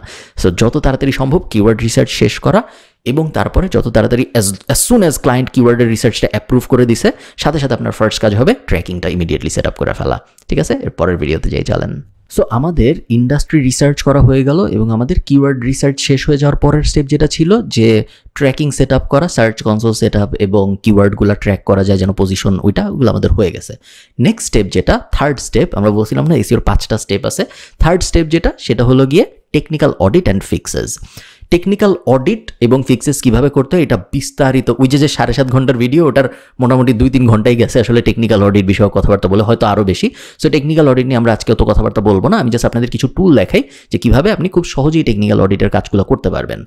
SEMrush, যেটা দিয়ে আমরা একটু আগে বলছিলাম যে কিওয়ার্ড ট্র্যাকিং করতেছি, সেম টুল দিয়ে অডিটও করা যায়। একদমই ম্যাটার করে না আপনি কোন টুল ইউজ করতেছেন, সব টুলই বেসিক সব প্রবলেম ধরতে পারে সব ওয়েবসাইটের, একটু এদিক ওদিক হয়, বাট 99% ক্ষেত্রে সব টুলই বেসিক সব প্রবলেম ধরে ফেলতে পারবে। সো কোনো সমস্যা নেই আপনি যেই টুল ইউজ করেন। নতুন যদি আপনি হন সেই ক্ষেত্রে হয়তো আপনার অত বাজেট থাকবে না, যে কারণে আপনি SEMrush টাইপ টুল ইউজ করতে পারবেন না। সেই ক্ষেত্রে আপনি যদি ফ্রি সাইট অডিট টুল লিখে সার্চ দেন গুগলে, আপনি অনেক টুল পাবেন। আমি একটা দেখাচ্ছি আপনাদের, স্ক্রিমিং ফ্রগ, অনেক পপুলার এবং অনেক পুরানো একটা টুল, অনেক আগের থেকে SEO কমিউনিটিতে এই টুলটা ইউজ হচ্ছে এবং এটা আপনি ডাউনলোড করতে পারবেন। এটা একটা সফটওয়্যারের মতো ডাউনলোড করে আপনার কম্পিউটারে চলে আসবে এবং তারপর আপনার কম্পিউটার অ্যাপ্লিকেশন হিসেবে প্লে হবে। কিভাবে করে, আমরা যদি একটা ওয়েবসাইট নেই, ধরেন এমিরাল্ড ডায়েরি যদি আমি নেই এবং এমিরাল্ড ডায়েরি যদি আমি কপি করি, ইউআরএলটা কপি করে এন্টার ইউআরএল টু স্পাইডার, এখানে এসে স্টার্ট চাপ দিলে যেটা হবে, স্ক্রিমিং ফ্রগেরও কিন্তু ফ্রি ভার্সন আছে এবং পেইড ভার্সন আছে। পেইড ভার্সন আর একটু বেশি ডাটা পাওয়া যায় এবং আর একটু বেশি ইউআরএল, আরও বেশি ইউআরএলও অ্যানালাইজ করতে পারে, বাট আপনাদের যারা নতুন শুরু করতেছেন এসইও ইন্ডাস্ট্রিতে তাদের বেসিকটাই ফাইন। আমি বলবো তারপরেও পারলে SEMrush ইউজ করতে, আর যদি না পারেন সেই ক্ষেত্রে এই টাইপ জিনিসপত্র হলেও সমস্যা নেই। সো এর টুলগুলো অ্যানালাইজ করলো, প্রথম 500টা সম্ভবত ফ্রি। সো প্রথম 500টা অ্যানালাইজ করে আমাকে জানাবে যে কোন ইউআরএলে কী সমস্যা। সো এই টুলটা বা নর্মালি SEO অডিট টুল যেটা করে, ওয়েবসাইটের প্রত্যেকটা ইউআরএল ঘাটে, প্রত্যেকটা ইউআরএল ঘেটে বলে যে এই ইউআরএলে এই সমস্যা, এই ইউআরএলে এই সমস্যা, এই ইউআরএলে এই সমস্যা, এবং আপনার কাজ একজন SEO এক্সপার্ট হিসেবে ইউআরএল ধরে ধরে প্রত্যেকটার সমস্যাগুলো ঠিক করা। যেমন ধরেন প্রথমটায় কি সমস্যা বলছে, সমস্যা নাই আসলে কোনো, অ্যাকচুয়ালি আমরা এখান থেকে দেখতে পারি। আমি সমস্যাগুলো ডিটেলে যাচ্ছি না কারণ বেসিক কোর্সে একদম ডিটেইলে কাভার করা আছে, আমি জাস্ট কুইকলি আপনাদের দেখাই দিই যে কী কী ধরনের সমস্যা কাভার করতেছে ওরা। যেমন ধরেন H1-এ যদি আমরা যাই, আমরা দেখতে পারবো যে এই পেজগুলায় H2 নাই, ঠিক আছে? সো H1 আছে বাট H2 নাই। H1 H2 কী জিনিস আপনারা অলরেডি জানেন, আমি আর অত বিস্তারিত যাচ্ছি না। আমি যদি আবার বেসিকে আসি, ডুপ্লিকেট ডিটেলসের ভিতরে এখন এই মুহূর্তে কিছু আসে নাই, পুরো ওয়েবসাইটটা আসলে এই টুলটা ক্রল করতে পারে নাই। এই টুলটা জাস্ট প্রথম কিছু পেজ ক্রল করেছে, যেটা আমি আপনাদের একটু আগে বললাম যে ফ্রি ভার্সনে আসলে সব কিছু ক্রল করে না ওরা। সো ধরেন আমরা যদি পেজ স্পিড বোঝার চেষ্টা করি, পেজ স্পিডে সাধারণত দেখায় যে একটা পেজ কত তাড়াতাড়ি লোড হচ্ছে এবং এটা আলাদা করেও দেখা যায়, আলাদা করে আমরা এখন দেখতেছি না। 200 স্ট্যাটাস কোড মানে হলো পেজটা ঠিকমতো লোড হচ্ছে। এই পেজটা যেমন এই যে emeralddiary.com/about, এইটার এই স্ট্যাটাসটা যদি আমরা দেখি, এটা কি বলতেছে যে এটা পার্মানেন্টলি মুভ হয়ে গেছে, রিডাইরেক্টেড হয়ে গেছে। সো আমরা একটু অ্যাবাউট এই ইউআরএলটা কপি করি, আমরা এখানে এসে দেখি যে কী হয়েছিল আসলে ইউআরএলটা। আমরা অ্যাবাউট চাপ দিই, সো অ্যাবাউট পেজ কিন্তু এখানে লোড হচ্ছে, তাই না? এখানে অ্যাবাউট পেজ লোড হচ্ছে, কিন্তু আমাদের ওখানে বলতেছে অ্যাবাউট পেজ পার্মানেন্টলি মুভ হয়ে গেছে। সমস্যাটা আসলে কি? সমস্যাটা কি আমি জানি আপনারা হয়তো অনেকেই জানেন যে এখানে একটা স্ল্যাশ বিষয়ক সমস্যা আছে, বাট সমস্যা কি এবং সমাধান কি এটা অলরেডি বেসিক কোর্সে কভার করা আছে, এই জন্য আর করছি না। প্রত্যেকটা ইউআরএল আমরা দেখব যে কোন ইউআরএলের সমস্যা কি, প্রত্যেকটা এরর কোড আমরা দেখব যে কোন এরর কোডের ভিতরে প্রবলেম আছে এবং কোন এরর কোডটা আমাদের ফিক্স করতে হবে। ক্যানোনিক্যাল কি জিনিস, ক্যানোনিক্যালের দুইটা ইউআরএল সেম ক্যানোনিক্যাল হলে কি করতে হয়, পেজিনেশন কি ঠিক আছে নাকি, আমাদের রেফল্যাং এই ওয়েবসাইটের জন্য রেলেভেন্ট না, সো রেফল্যাং লাগবে না, এএমপিও আমাদের খুব একটা ম্যাটার করে না এই মুহূর্তে, সো এএমপি লাগবে না, স্ট্রাকচার্ড কোডও বেশিরভাগ সময় এই ওয়েবসাইটের ক্ষেত্রে ম্যাটার করবে না। সো মেইনলি আমরা যেটা দেখতে চাচ্ছি একদম, মানে আপনি যদি স্ক্রিমিং ফ্রগই সহজ করে ইউজ করতে চান তাহলে আপনি যেটা করতে পারেন, এটা এভাবে টান না দিয়ে, আমি ভেবেছিলাম এখান থেকে এটা টান দেওয়া যায়, হ্যাঁ এখান থেকে আপনি টান দিতে পারবেন, টান দিয়ে আপনি একদম উপরে চলে যেতে পারবেন এবং সামারি দেখতে পারবেন আপনার পুরো প্রজেক্টের কী কী সমস্যা। সো 500 ইউআরএল ও ক্রল করছে, 500 ইউআরএলের মধ্যে একটা ইউআরএল ও ক্রল করতে পারে নাই। সো আমাদের কাজ হবে ঘাটাঘাটি করে দেখা যায় এটা কেন ক্রল করতে পারে নাই, সমস্যাটা কী ছিল। এরপরে আমরা ক্রল ডাটার ভিতরে আস্তে আস্তে আসবো, ইন্টারনাল ক্রল ডাটার ভিতরে এসে যে এই যে ইমেজগুলা, এই ইমেজগুলোর মধ্যে সমস্যা কী ছিল। আমরা যদি এই যে ইমেজে চাপ দেওয়ার সাথে সাথে কিন্তু বাম পাশে চেঞ্জ হয়ে গেছে এবং বাম পাশে আমাদের ইমেজের সব ডিটেল চলে আসছে এখানে, যে ইমেজের ভিতরে কি আছে না আছে, কি দিছি আমরা না দিছি ইত্যাদি ইত্যাদি। নিচে যদি আমরা নামি HTML সিকিউরিটি ইত্যাদি ইত্যাদি, আমি জাস্ট আপনাদের দেখানোর জন্য দেখাচ্ছি, বাট আমি টেকনিক্যাল অত ভিতরে যেতে চাই না, কারণ অনেক ভিতরে আমরা গেছি। যেমন ধরেন এখানে একটা সমস্যা আমরা দেখতে পাচ্ছি, এক্সটার্নাল ক্লায়েন্ট এরর 4xx এবং 5xx এরর কী হয় এটা আমরা আগে বলছিলাম, আপনাদের আবার মনে করাই দিই। 4xx হলো সাইট লেভেল এরর আর 5xx হলো server level error. So 4xx এর সমস্যা কী হয়েছে, এই ওয়েবসাইটটার ইউআরএলটায় যেতে পারতেছে না এখন আর, তাই না। সো এই ওয়েবসাইটটার ইউআরএলটাকে, এটা কিন্তু আমাদের ওয়েবসাইট না, আমাদের ওয়েবসাইট ছিল emeralddiary.com। সো এই ওয়েবসাইটটার ইউআরএলটাকে আমরা আমাদের কোনো পেজ থেকে লিঙ্ক দিছি এবং ওই লিঙ্কটা এখন আর লোড হচ্ছে না। সো আমরা এখন ওই পেজটা খুঁজে বের করবো, ওই পেজটায় যাব, যে হয় এই লিঙ্কটাকে নতুন কোনো লিঙ্ক দিয়ে রিপ্লেস করবো অথবা ওই লিঙ্কটা রিমুভ করে দেবো। এইভাবে মেইনলি আমরা প্রত্যেকটা পেজ ধরে ধরে ধরে ধরে ফিক্স করব। কোনো পেজের এই যে পেজ টাইটেলের মিসিংয়ে যদি আমরা যাই, আমরা দেখতে পারবো কোনোটা মিসিং নাই, বাট যদি মিসিং থাকতো তাহলে আমরা ফিক্স করার চেষ্টা করতাম। অনেকগুলো টাইটেল আমাকে দেখাচ্ছে যে ওভার 60 ক্যারেক্টার্স, 60 ক্যারেক্টারের বেশি যদি টাইটেল হয় তখন টাইটেল কিন্তু গুগলের কোনো একটা পেজে ঠিকমতো লোড হয় না। যেমন ধরেন আমি যদি একটু ব্যাকে এসে আপনাদের দেখাই, আর একটু ব্যাকে যদি আমি যাই, সো এই টাইটেলগুলো সব সুন্দর করে লোড হয়েছে, বাট কিছু কিছু সময় এই টাইটেল এখানে পুরোটা আসে না, হাফ এসে তারপর অফ হয়ে যায় বা হাফ এসে এখানে ভেঙে যায়, তার কারণ ওগুলো 60 ক্যারেক্টারের বেশি হয়ে গেছে। সো এখানে আমাকে দেখাচ্ছে 60 ক্যারেক্টারের বেশি কী কী টাইটেল আছে। সো আমরা এক এক করে প্রত্যেকটা ইউআরএলে যাবো এবং ওগুলোকে 60 ক্যারেক্টারের নিচে কমাবো। আবার আমাকে দেখাচ্ছে 30 ক্যারেক্টারের কম কী কী আছে, এত ছোটও তো আমরা চাই না। যেমন এই টাইটেলটা শুধু রিভিউজ, এই টাইটেলটা শুধু লাইফ, এই টাইটেলটা শুধু ট্রাভেল, আমরা ওই ইউআরএলগুলোয় যাবো এবং এই টাইটেলগুলো বড় করবো, এত ছোটো তো আমরা চাই না, তাই না। মেটা ডেসক্রিপশন মিসিং কোনগুলায় আছে, ক্যান মিসিং আছে, ওগুলো আমরা অ্যাড করার চেষ্টা করব। লিস্ট ধরে যদি আমি যাইতে থাকি আসতেই থাকবে এরর। আপনার কাজ থার্ড স্টেপে এসে একটা ওয়েবসাইটের সব এরর ফিক্স করা। তার কারণ এরর ফিক্স না করে অন পেজ এসইও শুরু করে কোনো মানে নেই। কারণ একটা ওয়েবসাইট যদি সুন্দর স্ট্রাকচার, টেকনিক্যালি যদি একটা ওয়েবসাইট পারফেক্ট না হয়, তাহলে গুগল এসে ক্রলই বা করবে কেন, গুগল এসে ইন্ডেক্সই বা করবে কেন, আর ওই ওয়েবসাইট র্যাঙ্কই বা হবে কেন, তাই না। সো টেকনিক্যাল ফিক্স আমাদের থার্ড স্টেপ। টেকনিক্যাল ফিক্সই সবচেয়ে বেশি সময় যায় এবং ডিপেন্ডিং অন প্রজেক্ট 1 মাস, কখনো কখনো 2 মাস, কখনো কখনো 2.5 মাসও চলে যেতে পারে আপনার জাস্ট টেকনিক্যাল ফিক্স করতে করতে। এবং টেকনিক্যাল ফিক্সের একটা সমস্যা হলো নতুন নতুন প্রবলেম আসতে থাকে, যেহেতু ওয়েবসাইটটা বড় হইতে থাকে, নতুন পেজ অ্যাড হয়, নতুন কন্টেন্ট অ্যাড হয়, কিছু রিমুভ হয়, নতুন কিছু আসে, অনেক কিছু হয়। একটা রানিং বিজনেসে তো অনেক নতুন নতুন অ্যাডিশন হইতে থাকে ওয়েবসাইটে। যতই হবে ততই আপনি আবার পরের মাসে যখন টেকনিক্যাল অডিট করবেন নতুন ইস্যু পাবেন, ওগুলো আবার ফিক্স করবেন, পরের মাসে আবার করবেন, আবার নতুন ইস্যু পাবেন। বাট ফার্স্ট 2-3 মান্থে বড় ইস্যুগুলো সলভ হয়ে যায় এবং তারপরে জাস্ট অনগোয়িং ইস্যু সলভ হতে থাকে। সো থার্ড স্টেপ ছিল আপনার টেকনিক্যাল সব ইস্যু আইডেন্টিফাই করা এবং টেকনিক্যাল সব ইস্যু ফিক্স করা। টেকনিক্যাল ইস্যু আইডেন্টিফাই কিভাবে করে এবং টেকনিক্যাল ইস্যু ফিক্স কিভাবে করে, এটা নিয়ে আমার ইউটিউবে অডিট এবং অডিট ফিক্স নিয়ে আলাদা ভিডিও আছে, যেখানে শুধুমাত্র এই টেকনিক্যাল সাইডের জিনিসটা নিয়ে, যে কিভাবে আমরা একটা সাইটের টেকনিক্যাল অডিট পুরাটা করব এবং তারপরে ওই পুরো টেকনিক্যাল অডিটের সব কিছু কীভাবে আমরা রিপোর্টে সাজাবো এবং তারপরে কীভাবে ফিক্স করবো, এটা তো আপনি বড় এসইও কোর্সটায় দেখছেনই। সো এই 3টা জিনিস পুরোপুরি আমাদের ফাইনালাইজ করতে হবে, টেকনিক্যাল ফিক্স না করে আমরা পরের স্টেপে যাব না। আরেকটা জিনিস আমি আপনাদের কুইকলি দেখে, যেটা অনেকেই ভুলে যান করতে, সেটা হলো যখন আপনি একটা পেজের কোনো একটা কিছু ঠিক করবেন তখন আপনার গুগলকে বলতে হবে এই পেজটা আবার এসে ক্রল করতে। ক্রল করা মানে হলো গুগল একটা বট আছে, গুগল বট, ওই বটটা আবার এসে নতুন করে পেজটা দেখে যায়। কারণ ধরেন কথার কথা মেটা ডেসক্রিপশন মিসিং, সো এই পেজগুলো মেটা ডেসক্রিপশন মিসিং, ঠিক আছে। সো এই পেজটা আমি কপি করলাম, কপি করে আমি এখানে এসে পেজটা পেস্ট করলাম। এখন এই পেজের তো মেটা ডেসক্রিপশন মিসিং, আমি ধরেন আবার মেটা ডেসক্রিপশন যুক্ত করলাম এই পেজের ভিতরে, খুবই ভালো, যুক্ত করলাম। এখন এই যে আমি মেটা ডেসক্রিপশন যুক্ত করছি, এটা গুগল কি জানে? গুগল তো জানে না। গুগলকে কি আমরা ওয়েট করবো গুগল আসার জন্য? গুগল কবে আসবে কেউ জানে না এটা জানতে। সো আমরা যেটা করবো, আমরা ওই সার্চ কনসোলে যাব, সার্চ কনসোলে যে এইখানে এই ইউআরএলটা পেস্ট করব, পেস্ট করে আমরা গুগলকে বলবো রিকোয়েস্ট ইন্ডেক্সিং মানে হলো এই পেজটার ভিতরে আমি একটা জিনিস চেঞ্জ করছি, আমি হয়তো মেটা ডেসক্রিপশন যুক্ত করছি, কিছু অ্যাড করছি, কিছু রিমুভ করছি, এই পেজটা আমি আগের থেকে আরেকটু ভালো করছি গুগলের দৃষ্টিতে। সো আমরা গুগলকে বলছি তুমি এসে এই পেজটা আরেকবার দেখো। যখনই আপনি কোনো পেজে কোনো কিছু পরিবর্তন করবেন, আপনি সাথে সাথে সার্চ কনসোলে এসে ওই পেজটা আবার ইন্ডেক্সের রিকোয়েস্ট দিবেন, মাস্ট। ওকে, ঠিক আছে। So technical audit and technical fixes আমাদের শেষ হয়ে গেল। এরপর আমরা পরের স্টেপে চলে যাব, যেটা হলো on page analysis.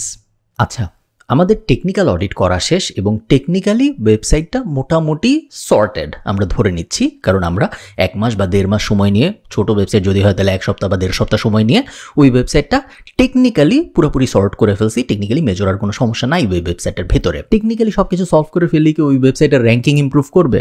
Ranking improve কি আদৌ করতেছে নাকি করতেছে না এটা কিন্তু আপনি অলরেডি জানেন, কারণ আপনি স্টেপ 2তে কিওয়ার্ড ট্র্যাকিং করে আসছেন, কিওয়ার্ড ট্র্যাকিংয়ের সেটআপ টেটআপ সব করে আসছেন। সো আপনি ওই কিওয়ার্ড ট্র্যাকারের ভিতরে গেলে আপনি বুঝতে পারবেন যে এই যে আপনি টেকনিক্যাল ফিক্সগুলো করলেন, এই টেকনিক্যাল ফিক্সগুলো করার কারণে কোনো কিওয়ার্ড কি উপরের দিকে গেল নাকি। শুধু কিওয়ার্ড দিয়ে বুঝতে হবে তা না, আমরা অলরেডি যেহেতু গুগল সার্চ কনসোলও রাখছি, সো আপনি কিন্তু গুগল সার্চ কনসোলের ভিতরেও যাইতে পারেন এবং সার্চ কনসোলের ভিতরে ইমপ্রেশন ডেটা অথবা ক্লিক ডেটা দিয়ে বুঝতে পারেন যে হ্যাঁ, আমি যে ফিক্সগুলো করছি এই ফিক্সগুলো করার কারণে আমার ইমপ্রেশন বাড়ছে নাকি অথবা আমার ক্লিক বাড়ছে নাকি।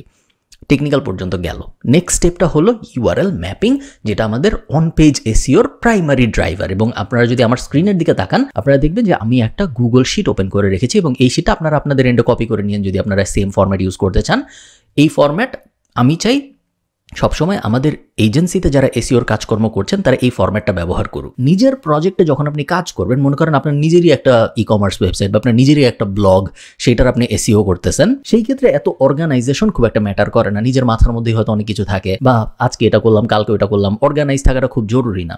বাট আপনি যখন, আমার ক্ষেত্রে আমরা যেহেতু এজেন্সি চালাচ্ছি, সো আমাদের ক্ষেত্রে অর্গানাইজ করে রাখাটা সবকিছু খুব গুরুত্বপূর্ণ, কারণ আমাদের সবকিছু আবার ক্লায়েন্টদের দেখাইতে হয়। সো আপনার এই ক্ষেত্রে আমি বলবো যে যদি পসিবল হয় অর্গানাইজ সবকিছু রাখতে, যদিও আপনি নিজের প্রজেক্ট করতেছেন, কারণ এটা একটা গুড প্র্যাকটিস।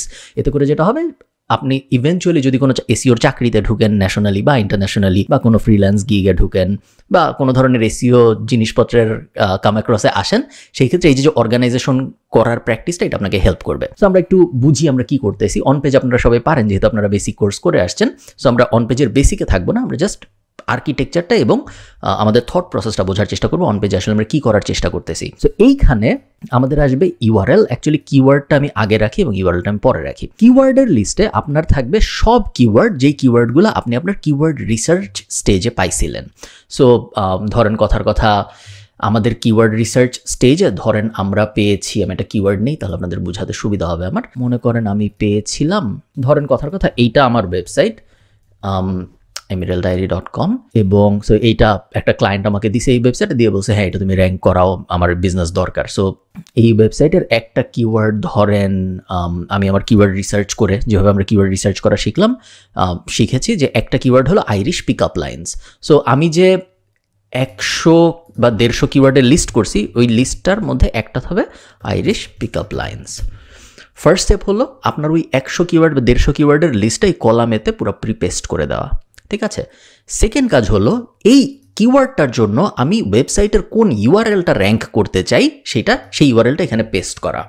একটা ওয়েবসাইটে তো অনেক পেজ থাকে, সব পেজ তো আমরা সব কিওয়ার্ডের জন্য র্যাঙ্ক করাইতে চাই না। ধরেন আমরা যদি আবার বিড়ালের খাবার.com এর এক্সাম্পলটায় যাই, মানুষ যখন ক্যাট ফুড লেখা সার্চ দিবে, আমার ওয়েবসাইটে তো ধরেন 1000 পেজ আছে, ক্যাট ফুড লেখা সার্চ দিলে আমার কোন পেজটা আসলে আসা উচিত? আমার হোম পেজটা কি আসা উচিত, নাকি একটা স্পেসিফিক ক্যাট ফুড ব্র্যান্ডের পেজটাই আসা উচিত, নাকি আমার অ্যাবাউট আস পেজটা আসা উচিত, নাকি আমার কন্ট্যাক্ট আসা উচিত, নাকি আমার ক্যাট ফুডের ক্যাটাগরি পেজ যেখানে সব ক্যাট ফুডের লিস্ট আছে ওইটা আসা উচিত? সো কোন কিওয়ার্ডের জন্য আমার ওয়েবসাইটের কোন পেজ আসবে এটা প্রাইমারিলি আইডেন্টিফাই করি আমরা ইউআরএল ম্যাপিং দিয়ে। সো আপনি এই কিওয়ার্ডটার জন্য আমার ওয়েবসাইটের ইউআরএল কোনটা আসবে এটা আমার বুঝতে হবে। এটা সাধারণত বোঝার অনেক উপায় আছে। সবচেয়ে সহজ উপায় যেটা, সেটা হলো দেখা যে গুগল ইতিমধ্যেই কোন ইউআরএলটাকে প্রেফার করতেছে এই কিওয়ার্ডটার জন্য। তো আমি কিওয়ার্ডটা লিখে গুগলে সার্চ দিব এবং তারপরে আমার যে ক্লায়েন্টের জন্য কাজ করতেছি আমি ওই ক্লায়েন্টের নামটা অ্যাড করে দিব। তো বোঝা যাচ্ছে যে এই কিওয়ার্ডটাকেই, এই ইউআরএলটাকেই গুগল ফোকাস করতেছে ওই পার্টিকুলার কিওয়ার্ডটার জন্য। আমি ইউআরএলটা কপি করলাম, কপি করে আমি এখানে এসে এই ইউআরএলটা পেস্ট করে দিলাম। অনেক সময় গুগলে আপনার ইউআরএল থাকবেই না, যদি নতুন ওয়েবসাইট হয় তাহলে গুগল কোনোটাই প্রেফার করতেছে না। তখন আপনি নিজে ওয়েবসাইটের ব্যাক এন্ডে যাবেন, যে অ্যানালাইজ করে বোঝার চেষ্টা করবেন যে এই ওয়েবসাইটের কোন পেজটা আমার এই কিওয়ার্ডের জন্য একটা পারফেক্ট ম্যাচ, এই কিওয়ার্ডটা লিখে যখন কেউ সার্চ দিবে গুগলে, তখন যদি এই পেজটা আমি দেখাই তাহলে কাজ হবে। কাজটা কি, ওই মানুষটা যে ওই ওয়েবসাইটে আসলো সে কনভার্ট হবে। যদি এরকম পেজ না থাকে সেক্ষেত্রে আমরা ব্ল্যাঙ্ক রাখবো এবং ওই পেজটা আমাদের নতুন করে বানাইতে হবে। ওকে, এরপরে এখন আমরা এইভাবে পুরো 100 কিওয়ার্ডের জন্য 100টা ইউআরএল বসবে। কখনো কখনো 2-3টা কিওয়ার্ডের জন্য একই ইউআরএল বসতে পারে। সো আইরিশ পিক আপ লাইন্সের জন্য এই ইউআরএল, আবার ধরেন আরেকটা কিওয়ার্ড হইতে পারে পিক আপ লাইন্স, ওটার জন্য একই ইউআরএলই বসতে পারে, তাই না? কারণ একটা ইউআরএল কিন্তু মাল্টিপল কিওয়ার্ডের জন্য র্যাঙ্ক করতে পারে। সো আপনার যদি 150 কিওয়ার্ড থাকে এই কলামে, তার মানে এই না যে আপনার ওয়েবসাইটে 150 পেজই থাকতে হবে, 50-60টা পেজ দিয়েও 150 কিওয়ার্ড কভার করে ফেলা সম্ভব। ওকে, নেক্সট কাজ আমাদের কি?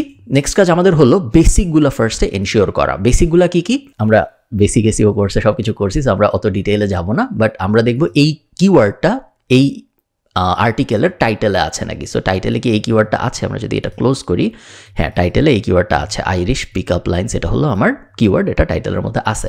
এরপরে আমরা দেখব সো চেকলিস্ট, এটা আছে। এরপরে আমরা কিওয়ার্ড ইন H1 ট্যাগের ভিতরে আছে নাকি দেখি আমরা, আছে নাকি। এটা একটা H1 tag, Irish pick up lines আছে। সো এখানে আমরা আবার এটা ইয়েস দিয়ে দিলাম। কিওয়ার্ড ইন H2, কোনো একটা H2 ট্যাগের ভিতরে আছে নাকি আমরা দেখি। H2 ট্যাগের ভিতরে কিন্তু মনে হচ্ছে নাই। সো H2 ট্যাগের ভিতরে যেহেতু নাই, এখানে আমরা নো লিখব। ইভেন বেটার, আপনি যদি অলরেডি লগ ইন করা থাকেন আপনার ওই ওয়েবসাইটের ভিতরে, আমি ঠিক জানি না এই মুহূর্তে লগ ইন অ্যালাউ করবে নাকি আমাকে, আমার দেয়া আছে নাকি ইউজার নেম আর পাসওয়ার্ডটা আমার এই মুহূর্তে খেয়াল নেই। যদি ব্রাউজারে সেভ করা থাকে তাহলে আমি আপনাদের এখনই লগ ইন করিয়ে দেখাই দিব পুরো জিনিসটা।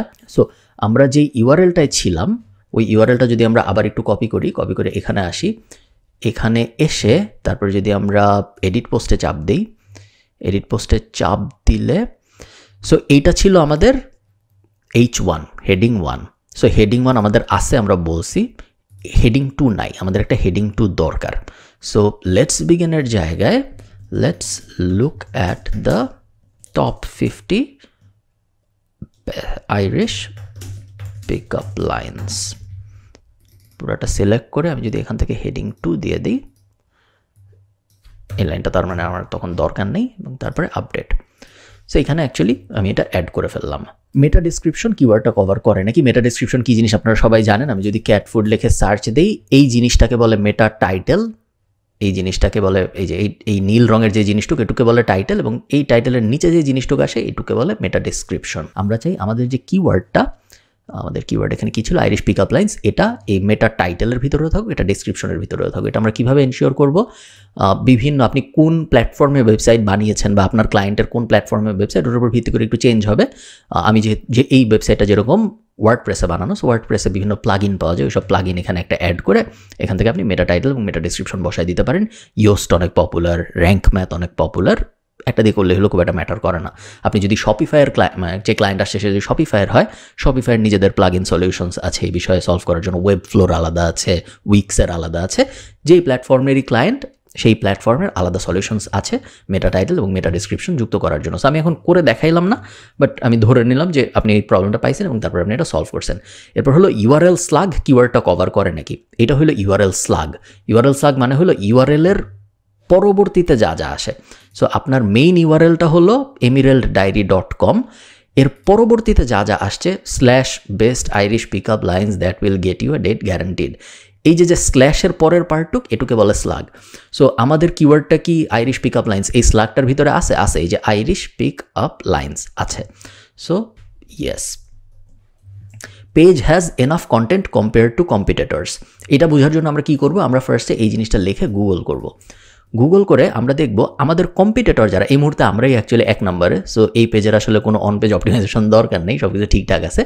ধরেন কথার কথা ছিলাম না থাকে, আমরা নাই 1 নম্বরে। সো যদি না থাকতাম তাহলে কি হতো? তাহলে আমরা কম্পিটিটরদের দেখতাম। সো কম্পিটিটর কারা? ওই জিনিস লিখে সার্চ দিলে যারা গুগলে আসে তারাই কম্পিটিটর। 5-6 জনকে আমি ওপেন করতাম, ওপেন করে আমি দেখতাম তাদের পেজের কন্টেন্টের কোয়ান্টিটি কতটুক। কন্টেন্টের কোয়ান্টিটি মানে কি? কন্টেন্টের কোয়ান্টিটিটা ওয়েবসাইট আছে ওয়ার্ড কাউন্টার ওপেন করি আমি, এবং তারপরে এইখান থেকে এই ইউআরএল ধরেন যে আমাদের যে কম্পিটিটর একটা, এটার পুরো পেজটা Ctrl+A Ctrl+C দিয়ে এখান থেকে কপি করে এখানে এসে পেস্ট করি আমি দেখি ওদের ওয়ার্ড কাউন্ট কত, 1635 ওয়ার্ড। আমি ধরে নিই 100-200 কম, কারণ কপি করার সময় যে উপরের টাইটেল, সাইডের অ্যাডের জিনিসপত্র সব কিছু কপি হয়ে যায়। তো আমি ধরে নিই অ্যাকচুয়ালি 1635 না, এটা 1400 হবে। এরপর আমি নেক্সটটা দেখব, এই ওয়েবসাইটটা। এটা যদি আমি পুরোটা কপি করে নিয়ে আসি, ওনার 1125। এরপরে যদি আমি এটা কপি করে নিয়ে আসি, তাহলে এটার হলো 1400। সো অন অ্যাভারেজ আপনি ধরে নিতে পারেন 1200 ওয়ার্ডের মতো যদি থাকে আমাদের পেজে, তাহলে আমরা সেফ। এখন আমরা দেখি আমাদের কত আছে। আমাদের অ্যাকচুয়ালি আছে 800। কীভাবে দেখলাম? এই যে এই কোনায় দেখা যায় 759, সো 800, তার মানে আমাদের কম আছে। আমরা বেস্ট হয় এই আর্টিকেলটা আরও 400 ওয়ার্ড যুক্ত করলে, বাট আমরা কেন করব না? তার কারণ আমাদের অলরেডি প্রথম পেজে আছে এই কিওয়ার্ডটা, প্রথম পেজের একদম টপ পজিশনে আছে। সো এটার মধ্যে আর কোনো অপটিমাইজেশন করার গুরুত্ব নেই। অনেক সময় পুরোপুরি সব কিছু 100% না করেও আপনি প্রথম পেজে চলে আসবেন, কারণ আপনার অন্যান্য সিগন্যালগুলো স্ট্রং। সো এগুলার প্রত্যেকটাকে যদি আপনি একটা সিগন্যাল ভাবেন গুগলকে, আমরা ধরেন এটা দিই নেই, এটা নো, বাট বাকিগুলো আমরা ইয়েস দিছি। কিন্তু আরও অনেকে আছে যারা আরও কয়েকটা নো দিছে, ওগুলাও তাদের নাই। সো ওদের থেকে আমাদের ওভারঅল স্কোর ইমপ্রুভ হয়ে গেছে। এই কারণেই আমরা 2-1টা না করেও কিন্তু গুগলের ফার্স্ট পেজে চলে আসতে পারি। বাট আইডিয়ালি আমরা সব করতে চাই, স্পেশালি যখন আমরা ক্লায়েন্টের জন্য কাজ করব। ওকে, এরপরে সাব হেডিং আছে নাকি? হ্যাঁ, আমাদের সাব হেডিং আছে একটা। এই যে এটা হলো আমাদের সাব হেডিং। আমি যদি আপনাদের লাইভ আর্টিকেলটা দিয়ে দেখাই, তাহলে আপনারা দেখতে পারবেন এই যে এখানে, এই যে এটা হলো সাব হেডিং। ওকে, পেজ স্পিড চেক করার অনেক উপায় আছে, বাট গুগলেরই একটা গুগল পেজ স্পিড ইনসাইটস নামে একটা টুল আছে। ওই টুলটা যদি আপনি যান, যে আপনার ওই ইউআরএলটা পেস্ট করে অ্যানালাইজে চাপ দেন, তাহলে গুগলই আপনাকে বলে দিবে এই পেজের স্পিডের কী অবস্থা। আমরা চাই অ্যারাউন্ড 3 সেকেন্ড বা এর কমে আসতে। সো এইখানে আমরা দেখতে পাচ্ছি 3.9 সেকেন্ড, আইএনপি আছে 136। আমি খুব টেকনিক্যাল ডিটেইলে যাচ্ছি না, জাস্ট এইটুক বুঝেন যে কোর ওয়েব ভাইটাল, এই যে এখানে যে ফেইল্ড দেখাচ্ছে, ফেইল্ড দেখাইলে হবে না, কোর ওয়েব ভাইটাল পাস করতে হবে আমাদের। এগেইন আগের ব্যাপারটার মতো ফেল করেও আপনি প্রথম পেজে চলে আসতে পারেন। আপনার এক্সাম্পল দেখতেছেন যে এটা অলরেডি প্রথম পেজে আছে, বাট সবসময় কিন্তু এরকম হয় না। যদি সব কিছু ভালো থাকে তাহলে আসলে খুবই ভালো। সো আমরা দেখতে পাচ্ছি যে আমাদের অ্যাক্সেসিবিলিটির অবস্থা ভালো, বেস্ট প্র্যাকটিসের অবস্থা ভালো, এসইওর অবস্থা ভালো, জাস্ট পারফরমেন্স 73 হয়ে আছে। এবং মেইন পয়েন্ট যেটা, সেটা হলো আমাদের পেজের ফার্স্ট পয়েন্টটা লোড হইতে 3.6 সেকেন্ড লাগতেছে, যেটা 3 সেকেন্ড লাগলে ভালো হয়। ফার্স্ট কন্টেন্টফুল পেইন্ট কিভাবে 3 সেকেন্ডের কমে আনতে হয়, এটা আপনার গুগল করলেই পাবেন। আমাদের বেসিক এসইও কোর্সেও একটু ছিল, তাই আমি আর এখন বিস্তারিততে যাচ্ছি না, বাট এটা ফিক্স করা জরুরি। সো এটাও আমি এখন নো দিয়ে রাখবো। এটা ছিল ইয়েস এবং এটা হবে no. Quality of the page for a visitor, এটা সাবজেক্টিভ অ্যানালাইসিস। সাবজেক্টিভ অ্যানালাইসিসের মানে হলো আমরা কোনো টুল ফুল দেখব না, আমরা নিজেরা বোঝার চেষ্টা করব যে একজন সার্চ দিছিল আইরিশ পিক আপ লাইন্স, সে এই পেজে ল্যান্ড করুক আমরা চাই। ল্যান্ড করার পরে সে যে জিনিস পড়তেছে, এই জিনিস পড়ে কি তার ওই তৃষ্ণাটা মিটছে নাকি, সে যেটা সার্চ দিয়েছিল সে কি সেটা আইসা পাইছে নাকি। যদি পায় সেই ক্ষেত্রে আমরা এটা ইয়েস দিব, যদি না পাই তাহলে আমরা নো দিব। এবং তার মানে ওই পেজের আরও ইমপ্রুভমেন্ট দরকার। ইমপ্রুভমেন্ট বলতে কন্টেন্টের ইমপ্রুভমেন্ট দরকার। মানুষ যা সার্চ দিচ্ছে তা সে এখানে এসে পাইতেছে না, এখানে যেহেতু পাচ্ছে সো এটা ইয়েস। স্কিমা মার্কআপও আমাদের এই পেজে জরুরি না। স্কিমা মার্কআপ কি জিনিস আপনাদের আমি একটু দেখাই। মনে করেন আচ্ছা আমরা ফার্স্টে এই জিনিসটা দেখি। ধরেন আমরা সার্চ দিলাম ইউএসএ নিউজ। এখন ইউএসএ নিউজ লিখে সার্চ দিলাম, এই যে এটা কি আসলো, এটা হলো মেটা টাইটেল আমরা জানি, এবং নিচের এটা কি, নিচের এটা হলো মেটা ডেসক্রিপশন। এখন আপনি যদি এই গুগল সার্চের রেজাল্টটা একটু দেখেন মনোযোগ দিয়ে, কি আসছে, উপরে একটা টাইটেল আসছে, একটা ডেসক্রিপশন আসছে, একটা লোগো আসছে, ইউআরএল আসছে, ওয়েবসাইটের নাম আসছে, এই তো। এখন ধরেন আমরা সার্চ দিলাম মাফিন রেসিপি। এখন দেখেন ইন্টারেস্টিং, ওই সেম জিনিস, ওয়েবসাইটের নাম আসছে, ওয়েবসাইটের লোগো আসছে, ওয়েবসাইটের ইউআরএল আসছে, মেটা টাইটেল আসছে, মেটা ডেসক্রিপশন আসছে, বাট স্টার রিভিউও চলে আসছে এবং টাইমও চলে আসছে, কতক্ষণ লাগবে এই জিনিস কুক করতে। এই যে জিনিসটা এক্সট্রা স্টার যে রিভিউয়ের ব্যাপারটা যে চলে আসলো, কতক্ষণ লাগবে কুক করতে এই ব্যাপারটা যে চলে আসলো, এগুলাকে বলে স্কিমা মার্কআপ। স্কিমা মার্কআপ কথাটার মানে হলো গুগলকে অ্যাডিশনাল ইনফো দেওয়া একটা পেজের, যেন সে আমাদের শুধু বেসিক না দিয়ে, সো মেটা টাইটেল মেটা ডেসক্রিপশন, শুধু ওই বেসিক জিনিসটুকু না দিয়ে আমাদের অ্যাডিশনাল ইনফরমেশনও গুগল ডিসপ্লে করতে পারে। সব ক্ষেত্রে এটা লাগে না, স্পেশালি এই এক্সাম্পলটা, এটা যেহেতু একটা ব্লগ পোস্টের পেজ, সো এটা লাগবে না। অনেক সময় আবার লাগে, কোন সময় লাগবে কোন সময় লাগবে না এটা একটু চিন্তাভাবনার বিষয়। রেসিপির ক্ষেত্রে ফর এক্সাম্পল লাগে, ডিরেকশনাল পেজের ক্ষেত্রে ফর এক্সাম্পল লাগে, এফএকিউ পেজের ক্ষেত্রে ফর এক্সাম্পল লাগে, আবার অনেক সময় লাগেও না। কেস বাই কেস আপনার বুঝতে হবে কোন সময় আমার এই পেজে স্কিমা অ্যাড করতে হবে ভার্সেস করবো না। স্কিমা কিভাবে অ্যাড করতে হয় এটা আমি আপনাদের দেখাচ্ছি না, আপনারা চ্যাট জিপিটি দিয়েও স্কিমা বানাইতে পারেন, নর্মালি কোড করে তো বানানো যায়। স্কিমা মার্কআপ NA মানে নট রেলেভেন্ট। এই পেজের যে ইমেজগুলো আছে সেই ইমেজগুলোর কি অল্ট টেক্সট আছে নাকি। সো আমরা যদি এডিট পোস্টে চাপ দিই তাহলে আমরা এই পেজের ইমেজগুলো দেখতে পারবো। যেমন এটা একটা ইমেজ, এই পেজের ইমেজটা যদি আমি ক্লিক করি তাহলে আমি এখানে দেখতে পারবো অল্ট টেক্সট আছে নাকি নাই। সো আমরা দেখতেছি অল্ট টেক্সট নাই, আমরা অল্ট টেক্সট এখন বসাবো। অল্ট টেক্সট আমাদের অবশ্যই হওয়া উচিত,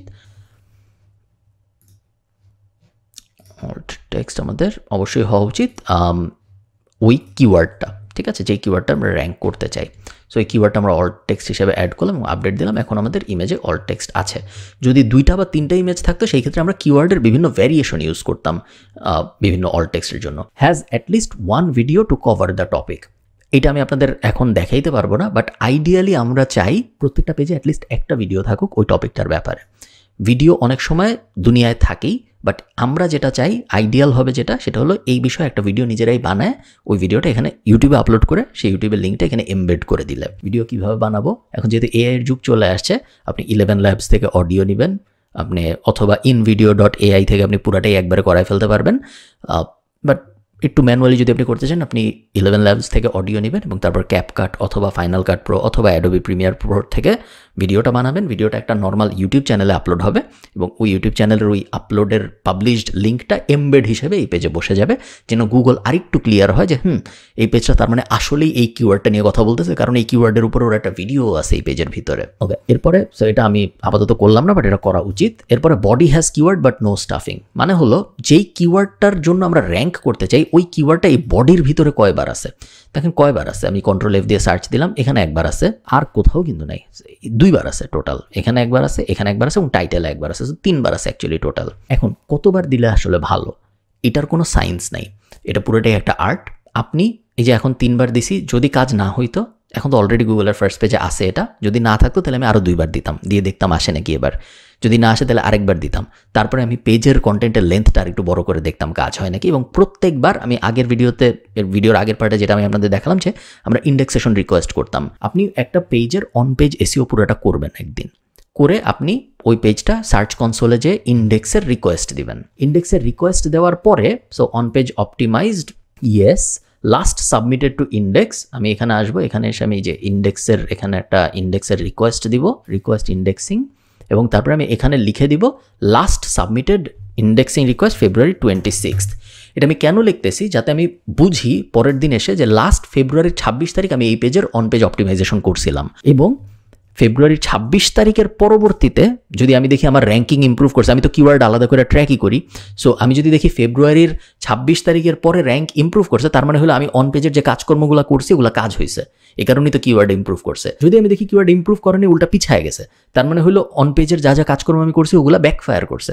সো তখন আমি আবার আস্তে আস্তে পিছনে ফেরত যাবো, যা করছি ওগুলো আবার রিভার্ট করে অরিজিনালটায় ফেরত যাবো, কারণ আমি যে অন পেজের কাজ করছি ওগুলো কাজ করে নাই। যদি আমি দেখি কোনো চেঞ্জই আসে নাই 2 সপ্তাহ পর বা 1.5 সপ্তাহ পর, তখন আমি আরও অন পেজ এসইও করবো। কিভাবে? তখন আমি আরও কন্টেন্ট অ্যাড করবো, যেটা আমি একটু আগে বলতেছিলাম, কিওয়ার্ড ডেন্সিটি বাড়াবো, কিওয়ার্ডের ঘনত্ব বাড়াবো, টাইটেলের জায়গায় হেডিং এর জায়গায় আরেকটা হেডিং যুক্ত করব, কন্টেন্টের লেন্থ বড় করব, ইমেজ অ্যাড করব, আরও ভিডিও অ্যাড করব, আরও ইন্টারনাল লিঙ্ক অ্যাড করব, আরও এক্সটার্নাল লিঙ্ক অ্যাড করব, যাতে করে সেকেন্ড অ্যাটেম্প্ট একটা নিতে পারি। আবার আমরা অন পেজ এসইও দিয়ে গুগলকে কনভিন্স করা যে আবার আসো, আবার চেক করো, আমি আবার চেঞ্জ করছি, এইবার দেখো আমাকে প্রথম পেজে তুমি আনতে পারো নাকি। এবং এই জিনিস আপনি কন্টিনিউয়াসলি করতেই থাকবেন প্রত্যেকটা পেজের জন্য, যতক্ষণ পর্যন্ত না আপনার ওই পুরো 150 পেজের অন পেজ অপটিমাইজেশন শেষ হয়। এরকম বেসিক একটা ওভারভিউ।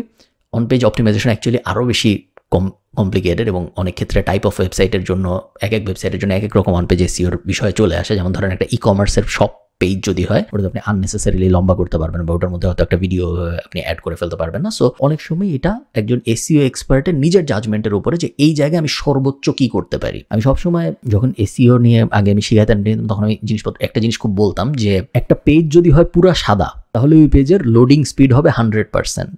ওই পেজ একদম গুলির মতো লোড হবে, কারণ ওই পেজে কিছু নাই, ওটা একটা সাদা পেজ। একজন গাধা এসইও এক্সপার্ট যে সে একটা সাদা পেজই ক্লায়েন্টকে দেখা বলে, দেখো আমি তোমার লোডিং স্পিড 100 করে ফেলছি, তোমার এই পেজ এখন গুলির মতো লোড হয়। বাট যার মাথায় বুদ্ধি আছে সে জানে যে যদিও এই পেজ এখন গুলির মতো লোড হয়, এই পেজ দিয়ে আসলে আমার কিছু হবে না, কারণ এই পেজে এখন আর কিছু নাই। সো অনেক সময় এই যে চেক বক্স মেন্টালিটি, যে আমি মেটা টাইটেল দিছি, আমি মেটা ডেসক্রিপশন দিছি, আমি ইমেজে অল্ট টেক্সট বসাইছি, আমি ইউআরএল স্ল্যাগ ঠিক করছি, চেক বক্স মেন্টালিটি যেটা, ওইটার কারণে এসইওরা তাদের মাথা ঠিক মতো কাজ করে না। এসইও এক্সপার্টরা। তো তারা ক্লায়েন্টকে যে বোকার মতো বলে বসে যে আমি এই যে এই 12টা জিনিস ফিক্স করছি, দেখো এগুলো আমি চেক বক্স এগুলো সব করে ফেলছি। ক্লায়েন্ট তাকে মেইন যে জিনিস আমার কি লাভ হয়েছে তাতে, আমার কি র্যাঙ্কিং বাড়ছে, আমার কি ট্রাফিক বাড়ছে, আমার কি বিক্রি বাড়ছে, তুমি যা মন চাই করছো তাতে আমার কি যায় আসে, আমার কিছু যায় আসে না। সো ওই ব্যাপারটা আপনার বুঝতে হবে। চেক বক্স মেন্টালিটিতে আমরা কখনো থাকবো না। অন পেজ এসইও যখন আপনার শেষ হবে, অন পেজ এসইও আপনার একটা এসইও ক্যারিয়ারে একটা যে কোনো একটা ওয়েবসাইটের এসইও যখন আপনি করতেছেন, on page SEO text the most time, এবং অন পেজ এসইও রেয়ারলি শেষ হয়, খুব কমই শেষ হয়।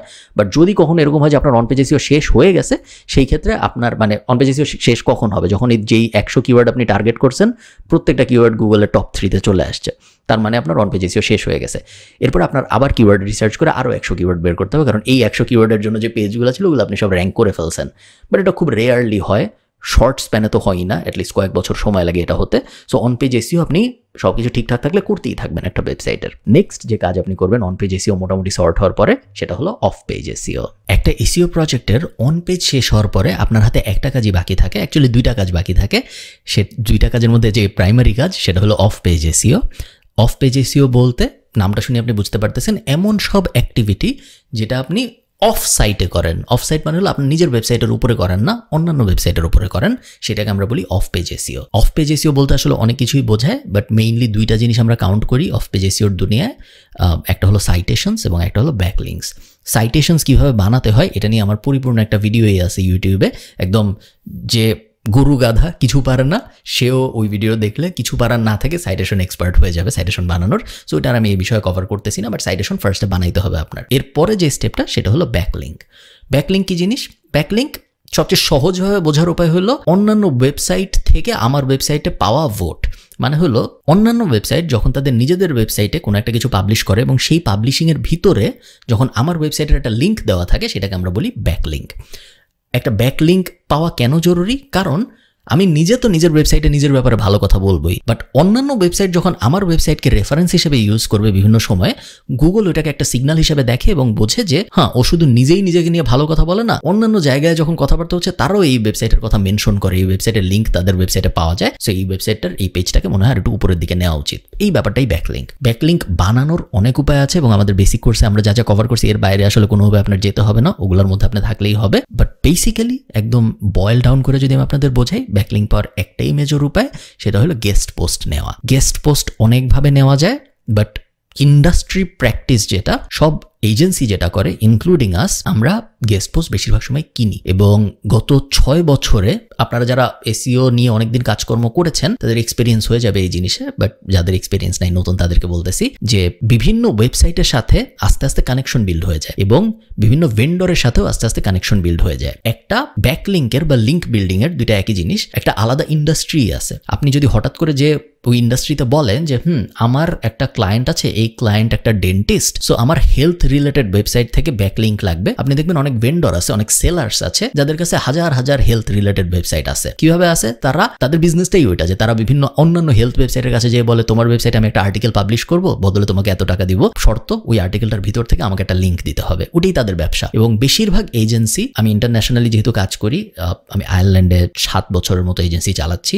আয়ারল্যান্ডে আমি অনেক এজেন্সি ওনারদের চিনি, ইউকেতে আমি অনেক এজেন্সি ওনারদের চিনি, পুরো ইউরোপিয়ান মার্কেটেই আমি যেহেতু অনেক কাজ করি, ইউরোপিয়ান মার্কেটের অনেক এজেন্সির সাথে আমার রেগুলার কথা হয়। সবাই সেম প্রসেস ফলো করে, সবাই লিঙ্ক কেনে এইসব লিঙ্ক ভেন্ডরদের কাছ থেকে। আপনি যদি কিনতে না চান সেই ক্ষেত্রে আপনি কি করতে পারেন? সেই ক্ষেত্রে আমিও রেকমেন্ড করবো অ্যাকচুয়ালি কিনতে, কারণ আমরা নিজেরাও কিনি। বাট আপনি যদি কিনতে না চান সেক্ষেত্রে আপনি কি করতে পারেন? সেই ক্ষেত্রে আপনি গুগলে যে হেলথ রিলেটেড, মনে করেন ডেন্টিস্ট আপনার ক্লায়েন্ট, একটা হেলথ রিলেটেড গুগলে যে 1000 ওয়েবসাইটের একটা লিস্ট খুঁজে বের করলেন, আপনি এক এক করে গুগলে সার্চ দিয়ে লিস্ট সাজাইলেন। প্রত্যেকটা ওয়েবসাইটের সাথে আপনি যোগাযোগ করবেন, এক এক করে জিজ্ঞেস করবেন যে তোমার ওয়েবসাইটে কি আমি একটা গেস্ট পোস্ট পাবলিশ করতে পারি নাকি, তোমার ওয়েবসাইটের কোনো একটা কিছু, তোমার ওয়েবসাইটে আমি কিভাবে কন্ট্রিবিউট করতে পারি, তুমি কি অথর পোস্ট অ্যাকসেপ্ট করো নাকি, ইত্যাদি ইত্যাদি। এবং কোনো না কোনোভাবে ওই 10,000-এর মধ্যে থেকে চেষ্টা করতে হবে আপনার কিছু ব্যাকলিঙ্ক বের করে নিয়ে আসার। ব্যাকলিঙ্কের আরও অনেক উপায় আছে, যেমন আমরা জানি যে হারো রিপোর্টারদের হেল্প করলে অনেক সময় রিপোর্টাররা আমাদেরকে সোর্স হিসেবে মেনশন করে যখন তারা নিউজ পাবলিশ করে, ওটা একটা।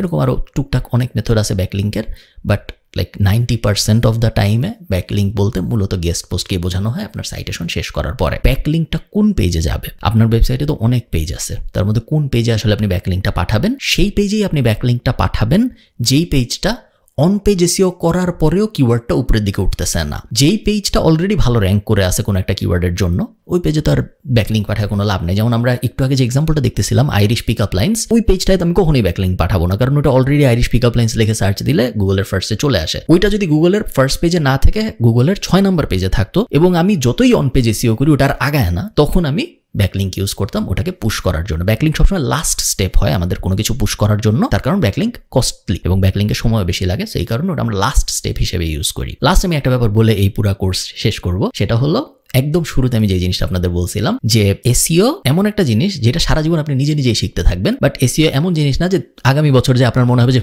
এখন অনেক নতুন ইনফরমেশন আসছে, আমার তো আরেকটা কোর্স লাগবে এখন এসইও বোঝার জন্য। ব্যাপারটা একদমই ওরকম না। তাহলে তো ধরেন ডাক্তার যারা, তাদের আবার 2 বছর পর পর এমবিবিএস করতে হইতো, কারণ মেডিকেলে তো নতুন নতুন জিনিসপত্র আসতেছে, নতুন নতুন টুল আসতেছে, নতুন নতুন মেডিকেল স্ট্র্যাটেজি আসতেছে। আগে এমআরআই মেশিন ছিল না একসময়, তারপরে আসছে একসময় পেনিসিলিন ছিল না, তারপরে আসছে সার্জারির অনেক পদ্ধতি পরে আসছে, আগে আসেনি। কিন্তু প্রত্যেকবার যখন একটা নতুন পদ্ধতি আসছে তখন কি সবাই যে আবার এমবিবিএস করছে? করে নাই। তারা অলরেডি তাদের বেস জানে, তারা অলরেডি ইন্ডাস্ট্রিটা বুঝে, তারা জাস্ট নতুন জিনিসগুলো নিজে নিজেই শিখছে। কখনো কখনো নতুন জিনিসগুলো শেখার জন্য এক্সপেরিমেন্ট করতে হয়েছে, কখনো বড় একটা সার্জন করছে, পাশে ছোট সার্জনরা দাঁড়ায় দাঁড়ায় দেখছে কিভাবে করে, ওভাবেই তারা আস্তে আস্তে আগাইছে। বাট তারা যায় আবার এমবিবিএস করে নাই। একইভাবে 2 বছর পরে যে 2030 সালে এসে, 2040 সালে এসে, 2050 সালে এসে অনেক কিছু বদলায় যাবে, নতুন টুল আসবে, নতুন এই হবে, নতুন সেই হবে, ইত্যাদি ইত্যাদি। তখন কি আপনার আবার আরেকটা এসইও কোর্স করা লাগবে? না, আপনার আর কখনোই এসইও কোর্স করা লাগবে না। আপনি আমাদের যে বেসিক কোর্স এবং যে আজকের ভিডিও, এই দুইটার কম্বিনেশন যদি আপনি ভালো মতো বুঝে থাকেন, একদম অ্যাকচুয়ালি বুঝে থাকেন, সেই ক্ষেত্রে আপনি জাস্ট নিজে অ্যাডাপ্ট করতে থাকবেন পুরো ব্যাপারটার সাথে। আপনি নিজে নিজেই শিখতে থাকবেন, নিজে নিজে আগাইতে থাকবেন। যত বড় গুরু এসে, যত বড় মহা এক্সপার্ট এসে আপনাকে বলুক যে না আরেকটা এসইও কোর্স আমি তোমার করাচ্ছি, তাহলে তুমি সব বুঝে যাবা, কোনো দরকার নেই। ওকে। এবং আরেকটা কথা হলো যে there are different ways to skin a cat. So different উপায়ে মানুষ এসইও করে। কোনোটা যে একদম ঠিক, কোনোটা একদম ভুল এরকম না। কোন কাজটা ঠিক ভার্সেস কোন কাজটা ভুল, এটার একমাত্র বোঝার উপায় হলো কিওয়ার্ড ফার্স্ট পেজে আসছে নাকি আসে নাই, ইমপ্রেশন এবং ক্লিক বাড়ছে নাকি বাড়ে নাই। যদি এই দুইটা হয়ে থাকে তাহলে সে যেই প্রসেস ফলো করছে সেটা ঠিক আছে। যদি এই দুইটা না হয়ে থাকে তাহলে সে আগা আমগা যত কিছুই বুঝাক, যত বড় এক্সেল ফাইলের কুতুবি সে হোক, তাকে দিয়ে কিছু যায় আসবে না, কারণ সে অর্গানাইজ করছে। এই জিনিস আমি অনেক দেখি। ধরেন সেম জিনিস আমি হয়তো আপনাকে 2 মিনিটে বুঝাইলাম, একজন সেটা 3 ঘন্টা ধরে বিভিন্ন অ্যানালাইসিস করে বুঝাবে। দিন শেষে আপনি দেখবেন তার কোনো কিওয়ার্ড র্যাঙ্কই করে না, কিন্তু সে 3 ঘন্টার অ্যানালাইসিস দিয়ে সহজ একটা জিনিসকে কমপ্লিকেট করে 10 পেজের সামারি বানায়, এরকম করে কোর্স বড় করার জন্য বিভিন্ন মানুষ এসব জিনিসপত্র করে, বাট ওগুলো অ্যাকচুয়ালি জরুরি না। লাস্ট কথা যেটা আমি আপনাদের একদম ভিডিও শুরুতে প্রমিস করছিলাম, যে এসইও ইন্ডাস্ট্রিতে যদি আপনি কাজ করতে চান একদম নিশ্চিতভাবে, তাহলে আপনি কি করতে পারেন। আপনি যদি নিচে একটা লিঙ্ক দেওয়া থাকবে আমাদের এই ভিডিওর ডেসক্রিপশনে, ওই লিঙ্কে যদি যান আপনি একটা ভিডিও পাবেন, আরেকটা ভিডিও, যে ভিডিওতে আমি এক্সপ্লেইন করেছি যে কিভাবে আপনি আমার সাথে অ্যাকচুয়ালি কাজ করতে পারেন। আমার সাথে কাজ বলতে হয় আমাদের এজেন্সিতে একজন এসইও এক্সপার্ট হিসেবে কাজ করা, অথবা নিজে একটা বিজনেস শুরু করা আপনার দিক থেকে, যেটা আমি ইনভেস্ট করব। ওই জিনিসে যদি আপনি আগ্রহী থাকেন তাহলে ডেসক্রিপশনে লিঙ্ক দেওয়া থাকবে, লিঙ্কে আরেকটা ভিডিও থাকবে বড়, ওই ভিডিও দেখে আপনি ঠিক করেন আপনি ওই জিনিস করবেন নাকি করবেন না। জোর জবরদস্তি নেই, ইচ্ছা হইলে করলেন, না ইচ্ছা হইলে করলেন না, পুরোটাই আপনার ইচ্ছা। এটা একটা উপায়। সেকেন্ড, ট্র্যাডিশনালি আমি যেটা রেকমেন্ড করবো সেটা হলো নিজের কিছু ওয়েবসাইট বানাতে। এত এসইও জ্ঞান দিয়ে কোনো লাভই হবে না যদি আপনি নিজের মতো করে 2-3টা ওয়েবসাইট না বানায়, প্র্যাকটিস না করেন, অ্যাটলিস্ট 2টা, আরো বেশি হলে আরো ভালো। নিজে ওয়েবসাইট বানায় নিজে র্যাঙ্ক করার চেষ্টা করার যে প্রসেসটা, ওই প্রসেসটা আসলে অনেক কিছু শেখা যায়। ওটা রিপ্লেসেবল না কিছু ভিডিও দিয়ে দেখে বা কিছু ক্লায়েন্টের কাজ করে। এবং আইডিয়াল প্রোগ্রেশন হলো ফার্স্টে আমি এসইও শিখলাম 2টা ভিডিও থেকে, বড় বেসিক ভিডিওটা এবং আজকের ভিডিওটা। এরপরে আমি নিজের 2টা ওয়েবসাইট দাঁড় করালাম, যে ওয়েবসাইটগুলো আমি এসইও করে বিভিন্ন কিওয়ার্ডের জন্য ওই ওয়েবসাইটগুলোকে র্যাঙ্ক করানোর চেষ্টা করলাম। এটা হলো সেকেন্ড স্টেপ। থার্ড স্টেপ হলো গিয়ে যখন ওই র্যাঙ্কটা হয়েছে, ওই র্যাঙ্কের এক্সাম্পল ব্যবহার করে হয় কোনো একটা মার্কেটে কাজ করা। সো আমি রেকমেন্ড করি অ্যাকচুয়ালি ফ্রিল্যান্সিং টাইপ জিনিসপত্রের দিকে না যাইতে, আমি রেকমেন্ড করি চাকরি করতে। ফ্রিল্যান্সিংও চাকরি, বাট আমি রেকমেন্ড করি একজনেরই চাকরি করতে। ফ্রিল্যান্সিং যেরকম একসাথে 20 জনের চাকরি করা, ওটা না। আমি চাই আপনি একজনেরই চাকরি করেন, হোক সেটা রিমোট, হোক সেটা কোনো একটা অফিসে যেয়ে ফার্স্টে শিখলাম, এরপরে নিজের প্রজেক্ট বানাইলাম, এরপরে কোনো একটা জায়গায় যেয়ে চাকরি করলাম। এই 3টা জিনিস যদি আপনি 1 বছর বা 1.5 বছর পর্যন্ত করেন, আপনি ভালো একজন এসইও এক্সপার্ট হয়ে যাবেন বলে আমি বিশ্বাস করি। ভালো থাকেন সবাই। আশা করি এই ভিডিওটা কাজে আসবে আপনাদের। আশা করি এই ভিডিওটা হেল্পফুল হবে। যদি ভালো লেগে থাকে এবং আপনারা যদি চান আমি আরো টিউটোরিয়াল বানাই, আমি খুব একটা টিউটোরিয়াল বানাই না আমার ইউটিউব চ্যানেলে, বাট আপনারা যদি চান আমি আরো টিউটোরিয়াল বানাই, আমাকে অবশ্যই কমেন্টে জানাবেন। আমি চেষ্টা করবো তাহলে আরো টিউটোরিয়াল বানাতে। ভালো থাকেন, টাটা।